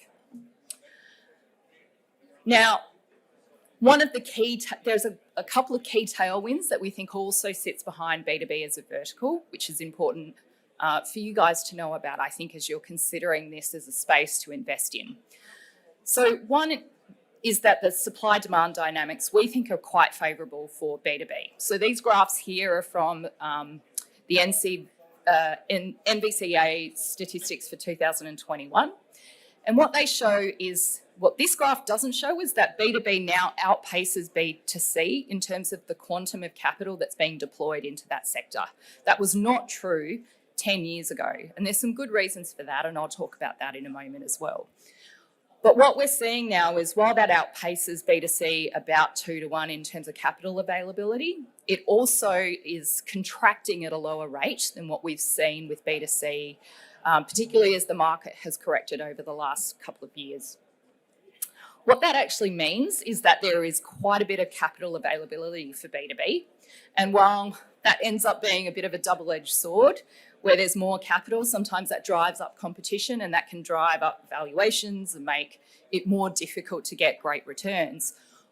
What the graph on the right-hand side shows is that in that early stage space, it's still relatively uncompeted for capital. And that's the space that we operate in. Certainly, we invest in companies that have got product market fit and they've got some traction here in Australia or New Zealand, but they haven't yet scaled up into these international markets, and that's still by and large considered early stage on a global scale. What we like about this supply-demand dynamics is that it means that for the companies we do support, the ability to provide follow-on capital in subsequent rounds is pretty strong. And again, that helps us to mitigate risk. And to the point about whether or not this capital availability is providing that double-edged sword and driving up valuations, and someone alluded to this in an earlier presentation, we're not actually seeing that play out. And in fact, with the market correction over the last couple of years, we're actually seeing revenue multiples trading well below the median. And if you do believe that eventually market forces will mean that those revenue multiples will trend back towards the median, then there's some opportunity for value and valuation arbitrage that's still available within this sector, and we're not likely to be overpaying for companies. A couple of other things that I think are probably important to note as well about B2B that we think makes it a very attractive vertical within the venture capital space. One is that B2B companies One of the reasons why VCs tended not to focus on B2B in the past was because the sales cycles were a lot longer. And that means it takes longer to get traction. The flip side to that, of course, is that those customers tend to be stickier, and it means less churn. And less churn means that companies are spending less money trying to replenish the customers they're constantly losing. We think that's a metric for capital efficiency, and again, we think this is a great risk mitigation strategy. The other is that B2B is not very sexy. It doesn't tend to be the companies that people talk about at dinner parties. It tends to be pretty boring products and services. But the flip side to that is that they tend to be less faddish, and they tend to have a longer product arc or a relevance arc. And for venture, which is patient capital that takes 5 to 7 years to really deliver that returns, we think B2B is perfectly positioned for venture because of that. The other is that when business invests in a product or a service, they're doing it because they can see the return on investment. And where products or services can deliver value for businesses, they can continue to charge a high margin. It also means that their product tends to be less discretionary, and that means that it's less vulnerable to some of the economic conditions that we've seen recently, which again is a great risk mitigation strategy. The last is that B2B businesses tend to be able to generate revenue from the get-go. Businesses are prepared to pay for a product or a service straight away if it delivers value to them. B2C companies tend to need to build scale before they can begin to monetize. And that's another reason why we like B2B so much. Lastly, while all of those things are great and enable us to invest well, the other side of that coin is that you also need to be able to exit well in order to deliver good returns for investors. And this graph here shows the M&A sector. This is a European data. This is European data. And what it shows is that the M&A sector is actually really fertile at the moment for B2B companies. Exits in the B2B space tend to be more straightforward than what we see in the B2C space. Tends to be just an exit via acquisition, and there's a much greater universe of companies that are potential acquirers for B2B businesses. And again, this is another risk mitigation strategy that we think bodes really well for the B2B sector. So our investment focus, therefore, is really focused on B2B companies, in particular tech-driven B2B companies. The tech element, as we've heard other presentations say today, is what helps to drive that scale. With companies that have a proven product market fit, they've got people to pay for their product or their service, and now they're just really looking to expand into other markets. The secret sauce here is that what most companies find is that what works here in Australia and New Zealand does not necessarily translate to what will work in the UK and the US. We've all had experience in our team at doing that and helping founders actually unlock what actually works in those individual markets. So we help in all the ways that I talked about before. Part of it is actually providing support in market. We've spent the last 2 decades of our careers developing connections into those markets, which are helpful. We've got a starter group of people that we can put around a company as soon as it lands into new markets. We actually take founders to the UK and the US to put them in immersion programs to help them understand what will work, what won't work, and whether it is actually the right fit for them. We also offer strategic support. Every VC in the world does that. I'm not going to pretend that that's particularly differentiated, but we really do roll up our sleeves and help founders, not just with the what, but the how. And we have some proprietary programs that allow that. We also do focus on founder psychology and performance. Aaron Birkby has spent the last 5 years of his career actually developing these programs, delivering them into big corporates like Google and others, and we've now tailored that for the founder market that we support. again, this is just a rehash of what I've talked about, but the way we feel that we bias returns is by investing where there's market tailwinds and not investing in against the headwind, which is easy to say, but not so easy to do. We really do have quality deal flow. We invest in probably 5% of the deals that we see at the moment. And despite being relatively under the radar, we have fantastic deal flow. We've done 3 deals in the last 3 months, actually. So that's actually, we're really pleased with how that's performing. We do feel that we add real value. We won't invest unless we think we can actually help the founders and actually do something above and beyond just being an investor on their cap table. If we can't, then we won't invest even if it's a great company, because our investors pay us to move the dial for those companies. And as I mentioned before, we're really focused on pathways to exit. We identify and develop them from the minute that we make an investment.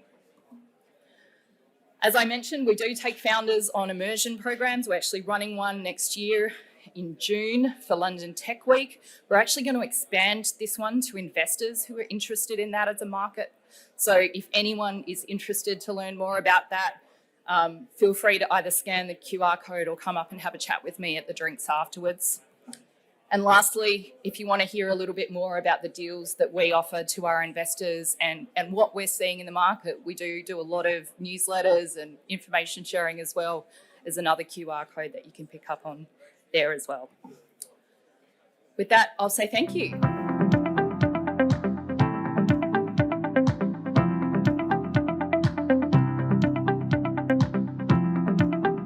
Next up, we have Sandeep Rao, founder at Founders Wellbeing, discussing your well-being matters. Hello. This is going to be slightly different. So before I begin, I just want to state that I'm not schizophrenic, and I do not suffer from multiple personality disorder. But over the next few seconds, I'm going to role play what a founder goes through, potentially.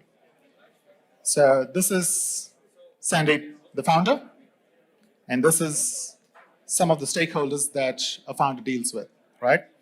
So let's start with a potential investor, right? Sandeep, thank you for sending the pitch deck through. How's your business doing? Oh yeah, look, it's great. The next great product. It's the next best thing since sliced bread. It's revolutionary. I would love to have you come on this journey with me. Sandeep, this is your existing investor. How's your business doing?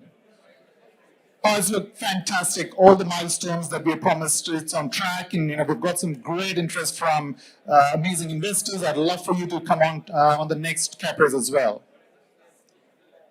Sandeep, this is your team member. Can we recruit the person we really need? Look, I think we can do it next quarter. Let's try and get through this quarter. I think we should be fine for next quarter, right? It's all right. Daddy, I had a lovely day at school today. How was your day? On your way back, can you just get me the toy that we spoke about? Hey, sweetheart. My day was good. I'll check if the shop was open, and if so, I'll get it. Yeah, no, look, I'm fine. We'll all be fine. Yes, that was rehearsed, but not scripted. It's part of my life, and I think part of the life of many of the founders around as well. So I'm here with one simple message, and that is, founders, you're here for a marathon, not a sprint, and your well-being matters, right? It's a little bit about me. I became an entrepreneur in 2012 through Insights, which was mildly successful. After a couple of pivots, I set up Bundle, which is going really well today, but I exited late last year. And since then, since early this year, I've been focusing on founders' well-being. I'm a certified mental health first aider, and I'm using that to basically work with founders and their team to drive awareness about mental health.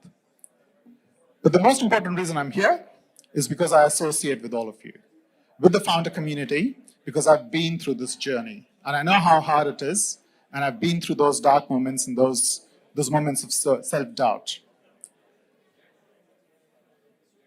Now, based on my own experience and having spoken to quite a few of the founders over the last few months, I've identified 4 of the key stresses that founders go through, right? And you can see them up there. There's one element missing in this diagram, and that is, what do you think that is? The founder, thank you. So this is the superhuman founder trying to hold it all together, bringing it to life on a day in and day out basis. Now let's look at each of these components. Now they're supposed to be big boulders that they're trying to bring together. And let's look at capital. What happens when an investor says no? You go find another investor. They say no, what do? You go find another one, until you get your investment. Let's look at team. What happens if a team member leaves? You go find another one, and then you replace them, and then you build your business. What happens if your business model or your corporate structure is wrong? You create another one. What happens if a prospect tells you that they're not buying your product? What do? You go find another one, and then another one until you make your sale. The question is, what happens to the person in the middle if something goes wrong with that person? That's a real question. There are actually 2 other elements that are missing from the slide. I think we've all heard of the 3 Fs, right? Friends, families, and fools. Now let's assume this is the fool. Most founders are fools. They're brave fools because they try and do things that others haven't done. What's missing from this diagram are the friends and families as well. If this person goes down, this entire picture collapses. And what happens is this. It's a dark world. It's a very hard journey. There are those dark moments. No one talks about it. There's very little discussion about how hard that journey is. I think Andrew spoke a little bit about it earlier today, and I was really appreciative of that. Media doesn't talk to us about it. What you need to get through that darkness is some light. You need the light to fight the darkness to get through this journey. And that light is your well-being. It's your emotional well-being, it's your financial well-being, it's your physical well-being, it's your mental well-being. Well-being matters because that's what's going to help you get through those dark moments. And I'm sure every founder in here can relate to the fact that there are these dark moments that we go through. Your well-being matters. Founders, your well-being matters, and it's time that there was awareness and advocacy of this topic. And that's been my mission, to bring about awareness and advocacy for matters related to founders' mental health and their mental well-being. So you might say, yeah, well, that's fine. I understand and I agree to a certain degree. So what do? And I've been trying to answer that question for the last 6 months. That's how long I've been on this journey on founders' well-being. And I've come up with 2 theses. And this seems to be generally working for founders and the people that I've spoken to. And I'll come back to this at the end of the presentation, so hold on. But before that, I did ask myself the question, is this a real thing? Is the mental well-being of founders a real issue globally? What does the data say? What does the research say about this? And for those of you who haven't read this, there's a study done by Michael Freeman at University Berkeley, UC Berkeley, that found that 70% of entrepreneurs self-reported mental health concerns, and they were more likely to report a whole bunch of these things, right? And if you have not read this article on the Inc. magazine called The Psychological Price of Entrepreneurship, I highly recommend it. It's one of the best articles out there on mental health. And that diagram basically summarizes it. People on the outside think, wow, founders are so brave, they're doing such a great job. And the founders are thinking, how the hell did I get onto this lion and how do I get off this without being eaten? Right? That's the journey of a founder, and I think this is one of the best articles that's out there. Now, there's very limited data out there. There's very limited research that's been done in this space. So one of the things that I've undertaken is to conduct a global research on this concept of founders' mental well-being and the impact it has on business. And so I'm working with a psychologist, Daniel Coplin, and we've come up with a research instrument that was sent out to the Wholesale Investor community, I think about mid last week. So it thank you for the people who responded. We had about 44 responses in 2 or 3 days' time, which was fantastic. And I'm going to present a few of the findings from our proprietary research that we have conducted. So let's go. So predominantly male responses of the 44, and predominantly founders. A few non-founding team members responded as well. And I want to see that thing change over a period of time. And if the company was in technology, which sector did they operate in? And as you can see, it was B2B, B2B2C, 17.1 in B2C, and there were a few others. Now, just keep that in mind, and I'll come back to this in a minute, because this is quite important. Now, when it comes to well-being, there's a very important concept of self-worth. The more you think highly of yourself, the better it is. The minute you start diminishing your own self-worth, the perception of self-worth or your self-esteem, that's when you go down a sliding slope. From mild depression through to chronic depression, through to suicidal tendencies, and all those dark moments which I hope none of us ever get to, right? So we had 2 questions, and here's the result. So the first question asked, I feel that I have a number of good qualities. And about 95% said they strongly agree or agree. That's good.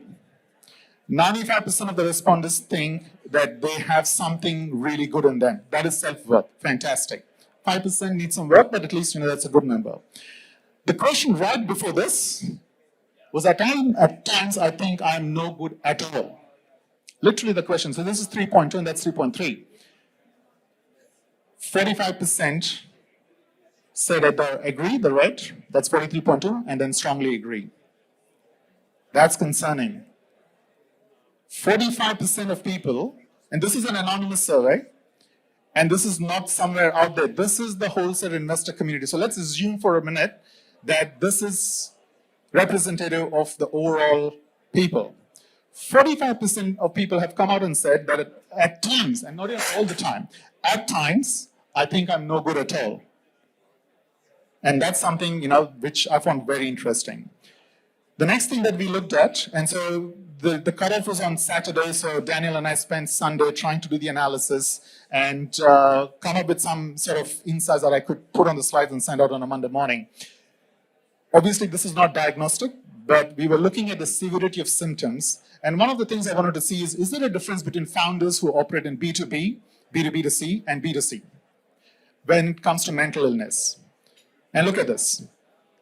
When it comes to the severity of symptoms, founders in B2C, the orange bar, express much lower severity related to stress, anxiety, and depression, as opposed to B2B and B2B2C. It's quite significant. It's quite obvious that they seem to be less stressed, less anxious, and less depressed in terms of symptoms or potential expression of symptoms as compared to B2B and B2B2C. Watch this. The same set of founders, when it came to fatigue and burnout, have expressed higher degrees of symptom than B2B and B2B2C. Agreed, small sample. I just found this to be really interesting to find that there are 2 cohorts who behave very differently in terms of some of the common mental illnesses. And my interpretation, just looking at this, is that B2C founders, they know that's a big market, they know what to do. It's about e-commerce, it's about maybe food delivery, it's about dealing with consumers, it's about logistics, it's about that marketing, the click-through rates, the email campaigns. It's non-stop, it's a treadmill, and they have fatigue and burnout. B2B, longer sales cycles, enterprise sales, you know it'll happen. Will it happen? What do I need to do? How do I get into the next market? More stress, more anxiety, right? And that's just my interpretation from a very small data set. So what? If you were to look at providing resources, then for this cohort, the B2C, you would want to help them deal with fatigue and burnout. And for B2B and B2B2C, you would want to then help them understand how to deal with stress, anxiety, and depression. Now, this is a very limited research that I thought I'll present today because of the limited data that we have. So what I'm going to do is request Wholesale Investor to resend that survey link to the whole community. And I'd love to get more data because we will send through the final report with our analysis and findings through the Wholesale Investor, and then they would then circulate it to their companies as well. So please, when it comes through again, it takes about 5 to 10 minutes, no more than that.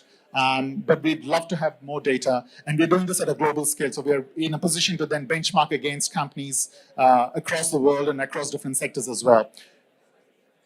There's another question that we asked, which was around access to evidence-based resources. And there are 2 resources that we have built over the last 6 months to help founders.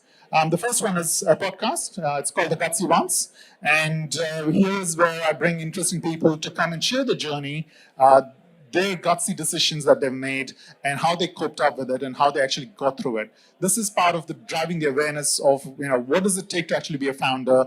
Others have been through it. And I was really glad to have Steve, come onto the episode, to the podcast a few weeks ago. A great session with Steve. Steve, thanks for that. And thanks for this opportunity as well.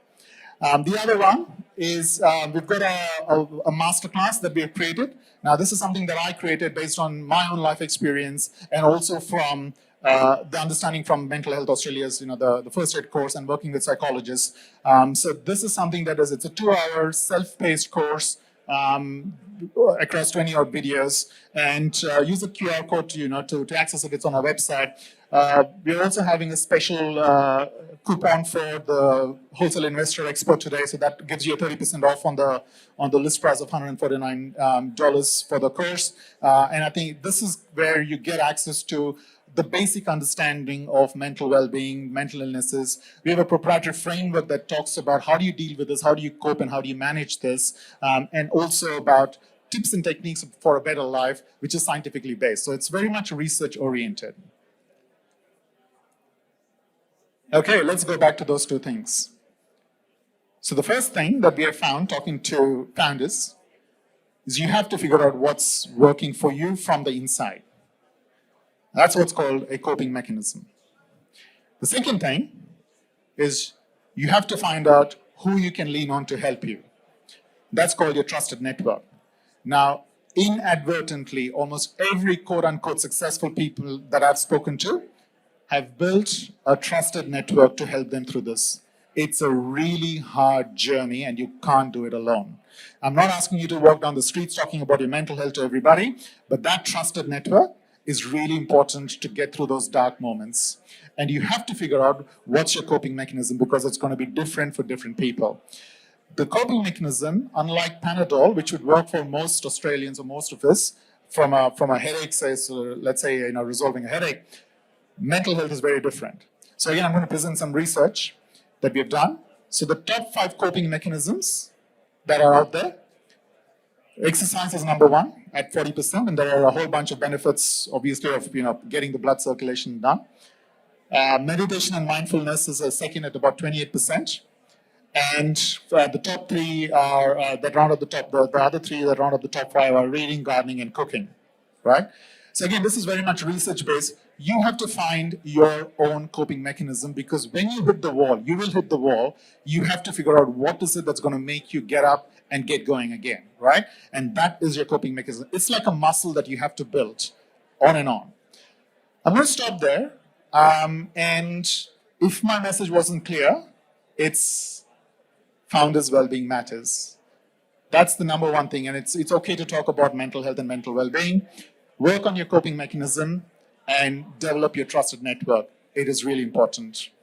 Stay well. Thank you.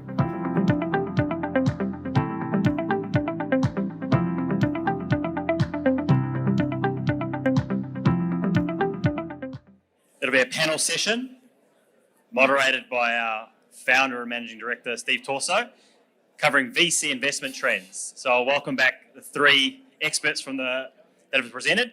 Stephen Zhu, founding partner, IMP Capital, Paul Saunders, investment partner, Real VC, and Elaine Steed, Chief Investment Officer, Tribe Global Ventures. Welcome. Just quickly, can I ask everyone just to come in for this session, because I just want to say that in designing this session, we want to make it relevant for both investors and founders. So can also all the exhibiting companies also come in as well. And then I promise we'll make sure we finish and go straight into the drinks and networking. I absolutely promise that as a key part. Okay, so first step, obviously, just want to say thank you very much for everyone for coming today, and also thank you to Sandeep for that. I think that well-being conversation is super important. What people don't know is we champion a lot of things from on the wholesale investor side, whether it be from, literally in the early days. I remember in 2010, we were running clean tech showcases to give you how early we were in doing that. As far as running sessions where we come to diversity and so forth, I said we were doing that right back in sort of 2017, 2018. The mental health aspect has been super important for us because I understand, as a founder myself, I'm very well understanding how much pressure we have to deal with on a day-to-day basis. So, all these initiatives are super helpful to me, and I want to champion and encourage it more and more. So, first off, what I'd love to do for the panel session, I know they've done presentations, but just as a quick reintroduction for yourself, Elaine, start with you, then to you, Paul, and then to you, Stephen. A quick introduction for yourself.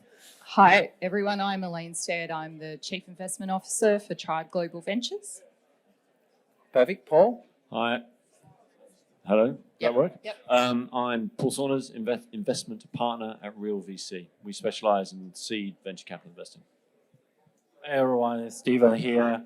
I'm a co-founder at MP Capital, a VC investment firm focused on technology-centric opportunities. All right, Stephen, I'm going to start with you. As an investor that looks at Canada, Asia Pac, and also Australia, it must be interesting for you to see the different investment trends or thematics that are coming from those different areas, and also your conversations with different investors.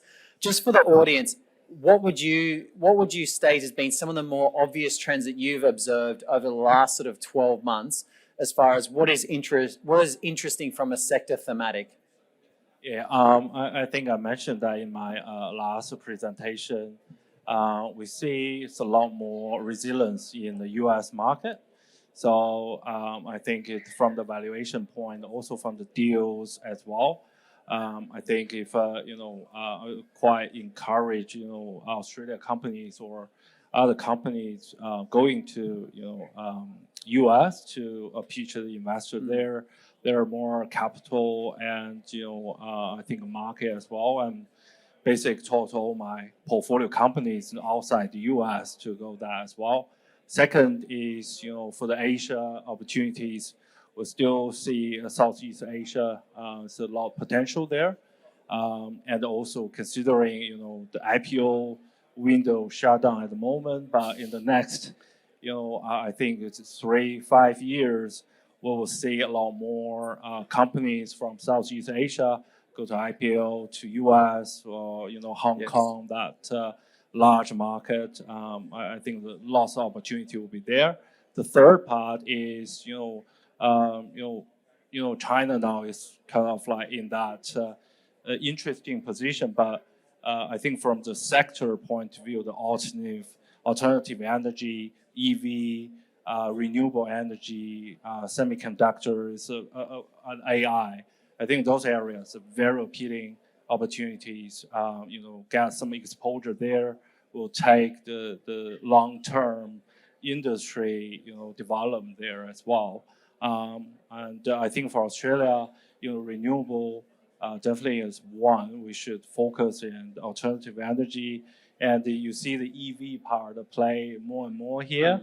I think that's opportunity. You can think about that, but I just encourage Australia companies going to overseas capitals, like going to Singapore, going to US to get more investor. Considering Singapore now a lot. I just read the news. One is more than 600 family office would like to set up the office in Singapore. So that will bring enormous capital there. So that capital need to be deployed. And the market have the dry powder, but it's just more conservative. Yeah. So two things to highlight from that. You mentioned about in ASEAN how a lot of the ASEAN companies are looking to the US for listing. I found that interesting. Like when I went to Singapore, literally not one Singaporean VC had interest in listing a company on the Singapore Stock Exchange. I found that really interesting. Their entire focus was listing them on the NASDAQ or on the Hong Kong Exchange.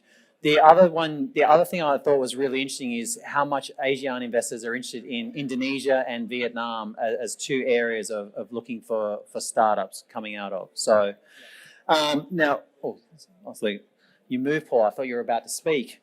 It's like an auction. I see it at the corner of my eye.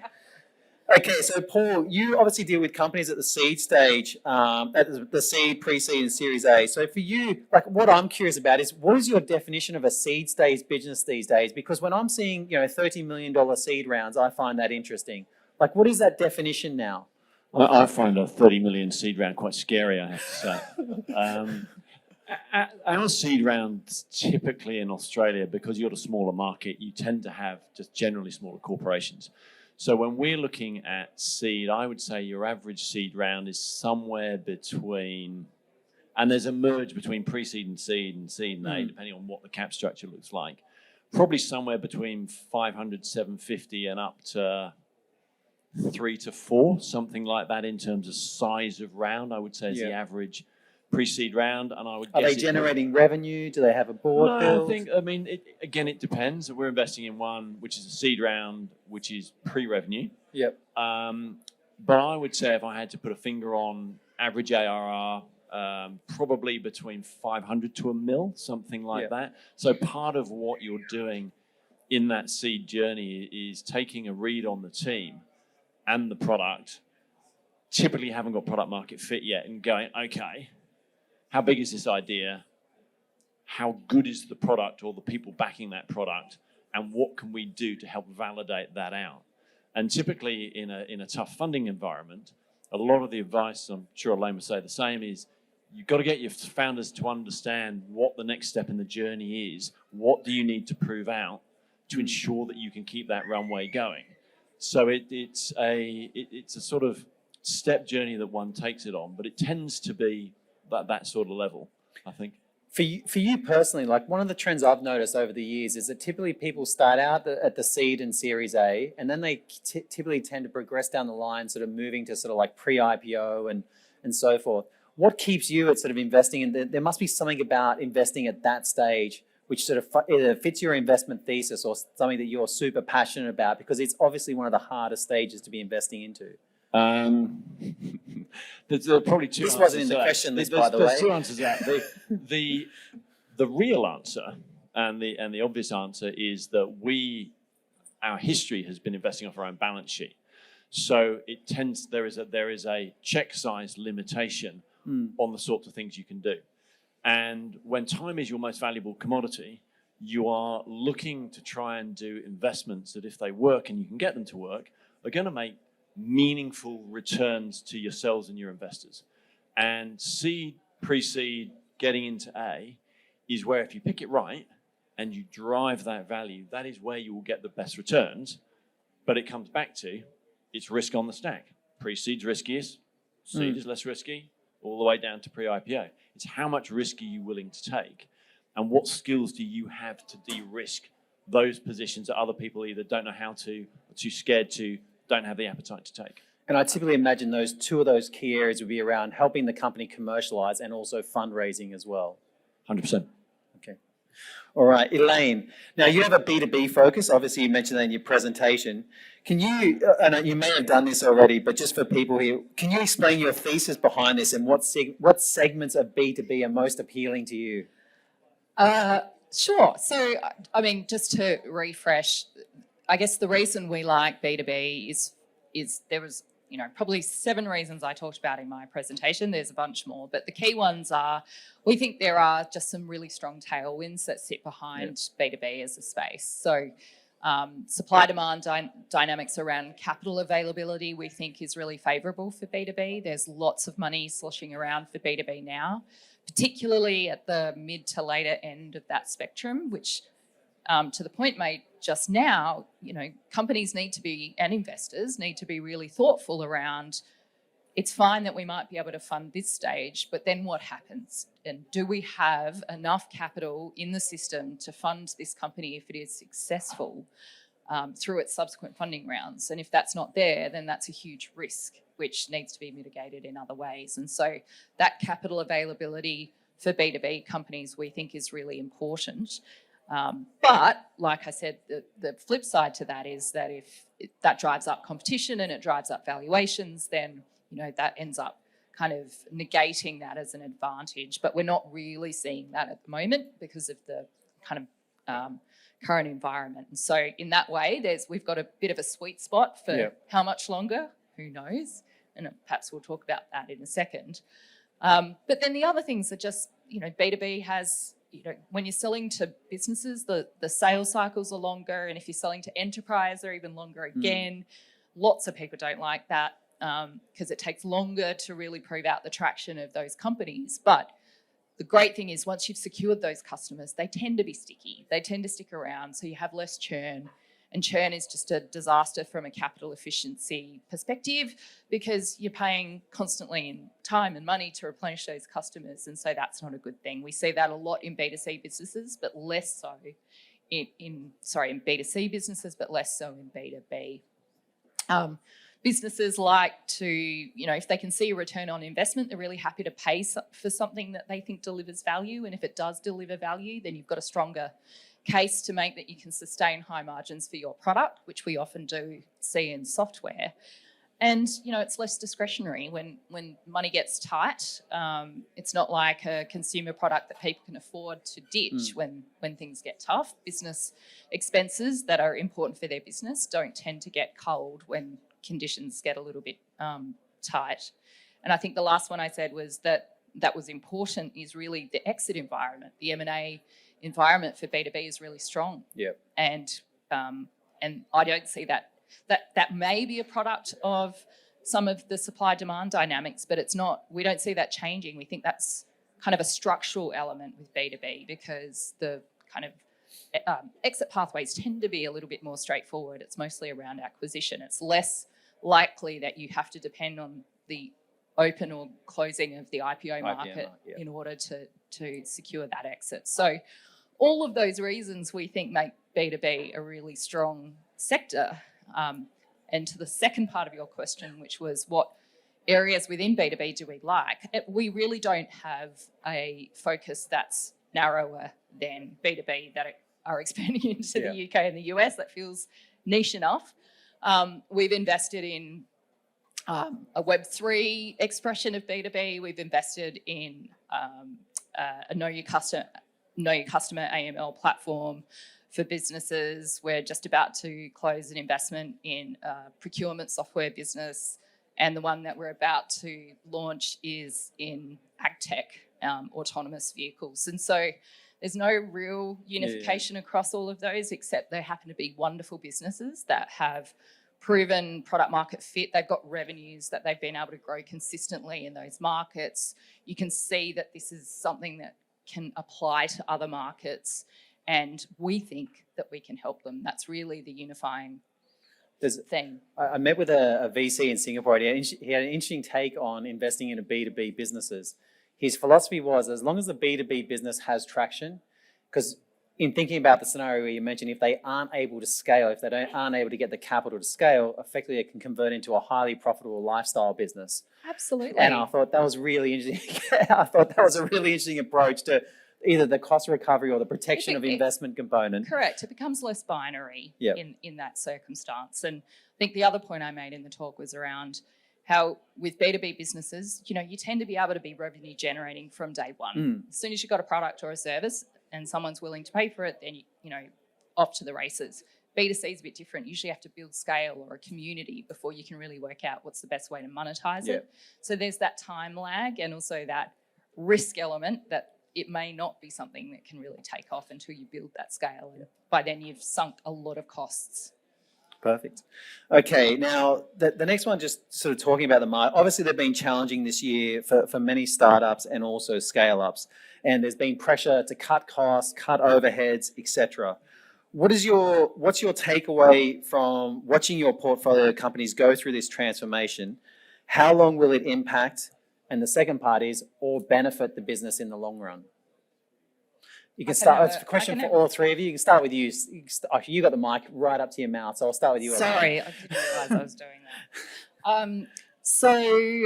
that. Look, we've seen our portfolio companies struggle with that particularly if you're poised to scale and you've got a plan to scale and all of a sudden the world changes and you have to pivot the company to preserve cash, then that's a very different strategy that you have to pursue and you have to try and turn on a dime. I think that's actually really difficult for a lot of companies to do, even if they're companies that have gotten to profitability previously. So we've seen our company struggle with that, but I think the positive that has come out of that is they are now more likely to survive. Maybe they're not thriving, but they're surviving through that period. And I think there will be attrition that happens as a result. Their competitors are kind of falling away. And if they can just survive through to this kind of end of this nuclear winter, however long that's going to last, then they'll be at a significant advantage. So I think focusing on capital efficiency is just a good discipline first and foremost, but secondarily, I think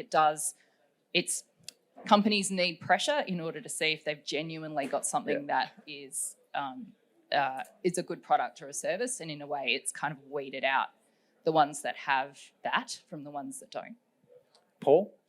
Yeah, I mean, it's back, I guess there's a Paul Graham expression, default alive. And that is, by the time you get to the end of your runway, given where funding is, you kind of need to but you need to be able to wash your face. Is kind of the operating default at the moment. I'd have to say, I guess because Real VC is reasonably young in terms of its duration, if I think back the portfolio of companies at Asia Principal Capital, which we've got, we were savage during COVID. We had one business which is the largest Airbnb operator in the country. And that went in 2 weeks from a 15 million revenue business to 1.5.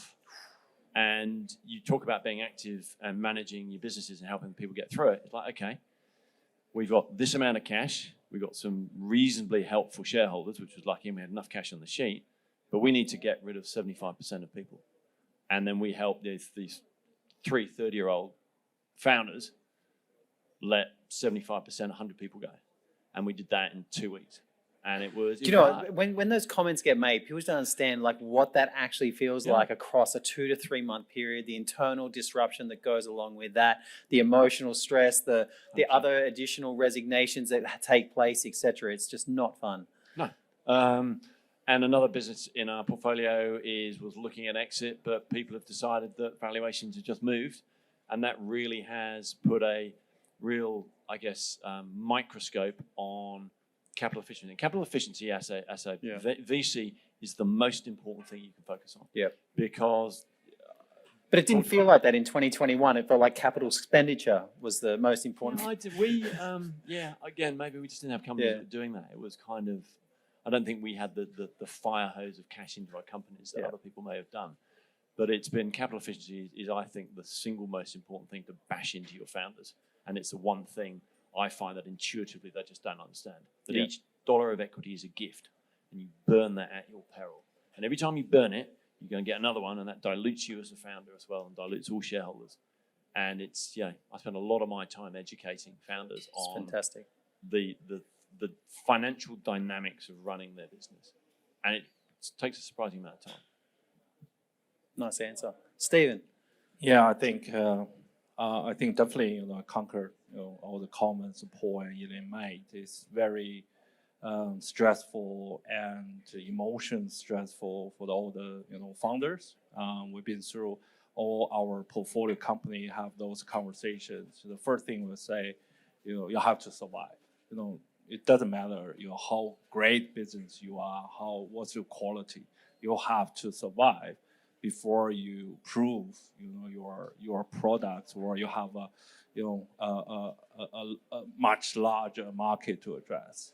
I think in the last maybe 3-4 years, as a lot of startups enjoy the raise capital pool, which they think the raise capital is like that, right?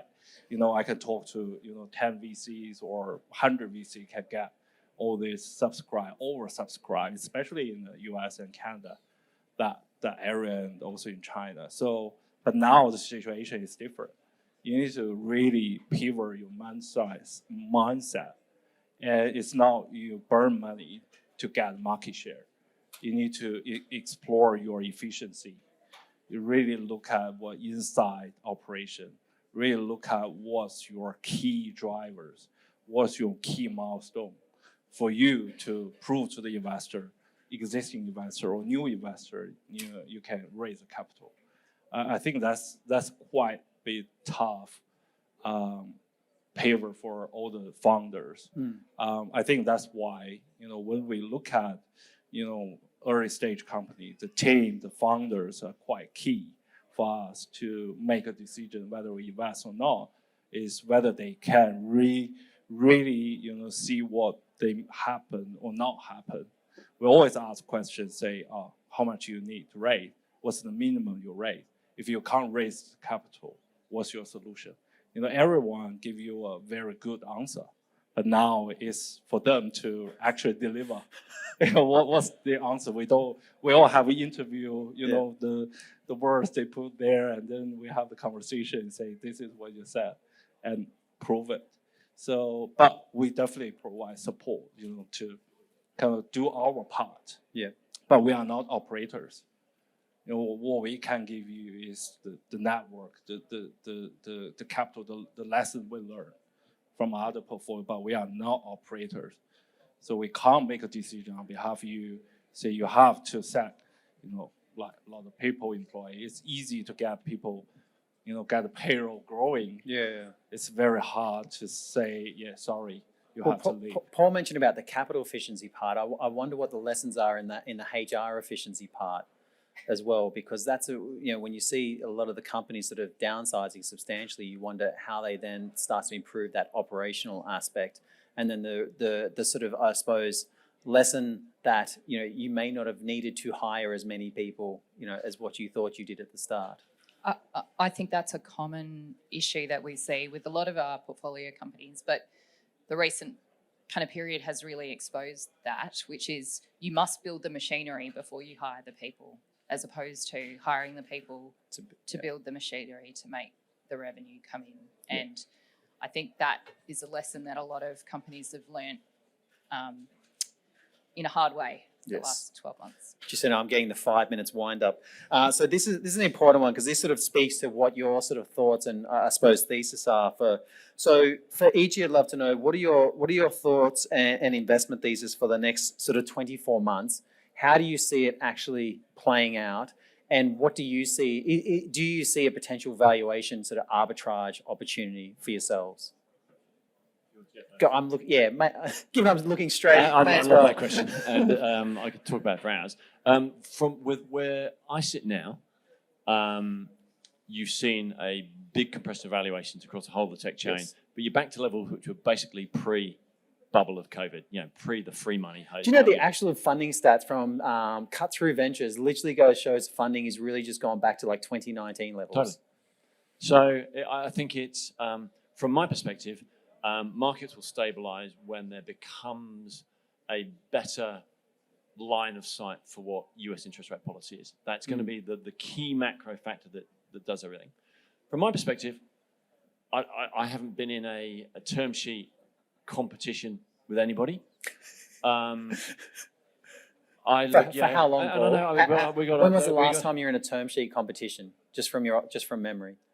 Last year. So interesting. Yeah. But it's you have from my perspective is it takes 4, 5, 6 years to build meaningful value in startup companies. So frankly, my perspective is it is a brilliant environment to be deploying capital. All the things I talked about discipline and picking the right.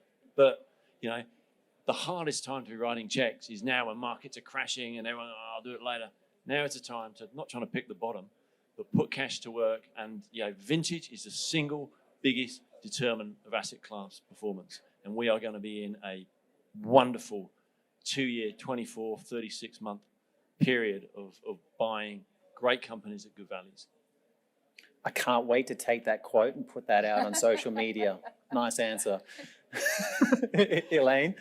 Yeah, so I certainly don't disagree that the irony of these types of troughs is that it's the best possible time to be investing in private equity. it's the time when investors are the least confident about investing in private equity. And so we absolutely. But it's crazy how much confidence there was when valuations were at 100 times revenue compared to 5 and 7.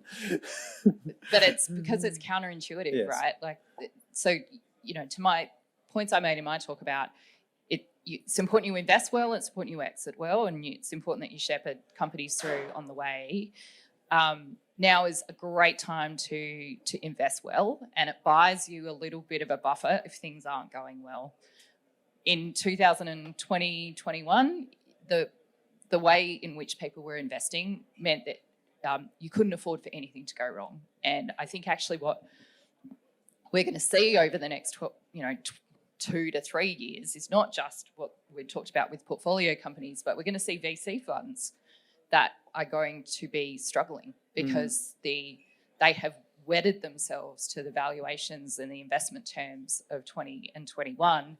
And in some cases, it's not going to bode well. I think we saw that in previous market cycles as well. And so it just buys you a bit of a buffer for things to not go 100% to plan. And it's what always happens in venture is that things are never a straight line. They kind of move all over the place, and hopefully directionally you get there in the end. But that's why I think this is an imperfect science, but it actually is, pound for pound, a way to get the best possible returns. And now is a way in which you can help mitigate the risk of investing in venture. Fantastic. And you, Stephen? Yeah, I think for me, I'm more positive on maybe in the next 6-8 months we got more clarity on interest rate and our macro economic condition. I think private company will come back quite strong because in the system you got dry powders. Those dry powders you need to deploy because they can't sit in the bank with the interest. That's not VC.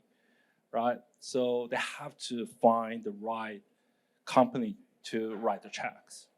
So I'm more, positive on that. So, I agree with Paul and Elaine said, private company, look at, and if you look at the data for the angel or VC, early VC part of the investment, the deal actually not reduction. The deal actually increased in North America, and just like the amount of the capital raising reduced a little bit. So that means a lot of capital, picking right, market and to look at the stage, not look for late stage or secondary, but more on the primary market, early stage to deploy the seed, waiting for, the market settle down and then they'll eventually come back. So that's, my view on that. As we talked about earlier, who's going to be the leader to basically set that trend? Because it always feels like there's like in the GFC, I remember the trigger point was when Buffett went into Goldman Sachs. I felt like that was a key trigger point to seeing everything open back up again. I just wonder what that key trigger point, because there's obviously still deals being done, but I really wonder what that key trigger point is going forward. Now, that CISA still staying there looking at me. That means we're done. So just want to say thank you very much for the panel. I could have done this for another half an hour to an hour. I really appreciate your time. Appreciate you taking the time to do presentations as well for today. Thank you so much. And thank you guys all for joining. And thank you. And just lastly, I want to say a big thank you to all of the companies that exhibited today. One of the big things I love about this space is every single founder here works 24/7 to build their businesses, the ups and downs, the roller coaster journey, and we do it in one spirit. What I love is the spirit of innovation, because fundamentally every single person in this room is an optimist. If you're not an optimist, it's highly unlikely you're in this room, right? And this day is a bubble of that optimism until we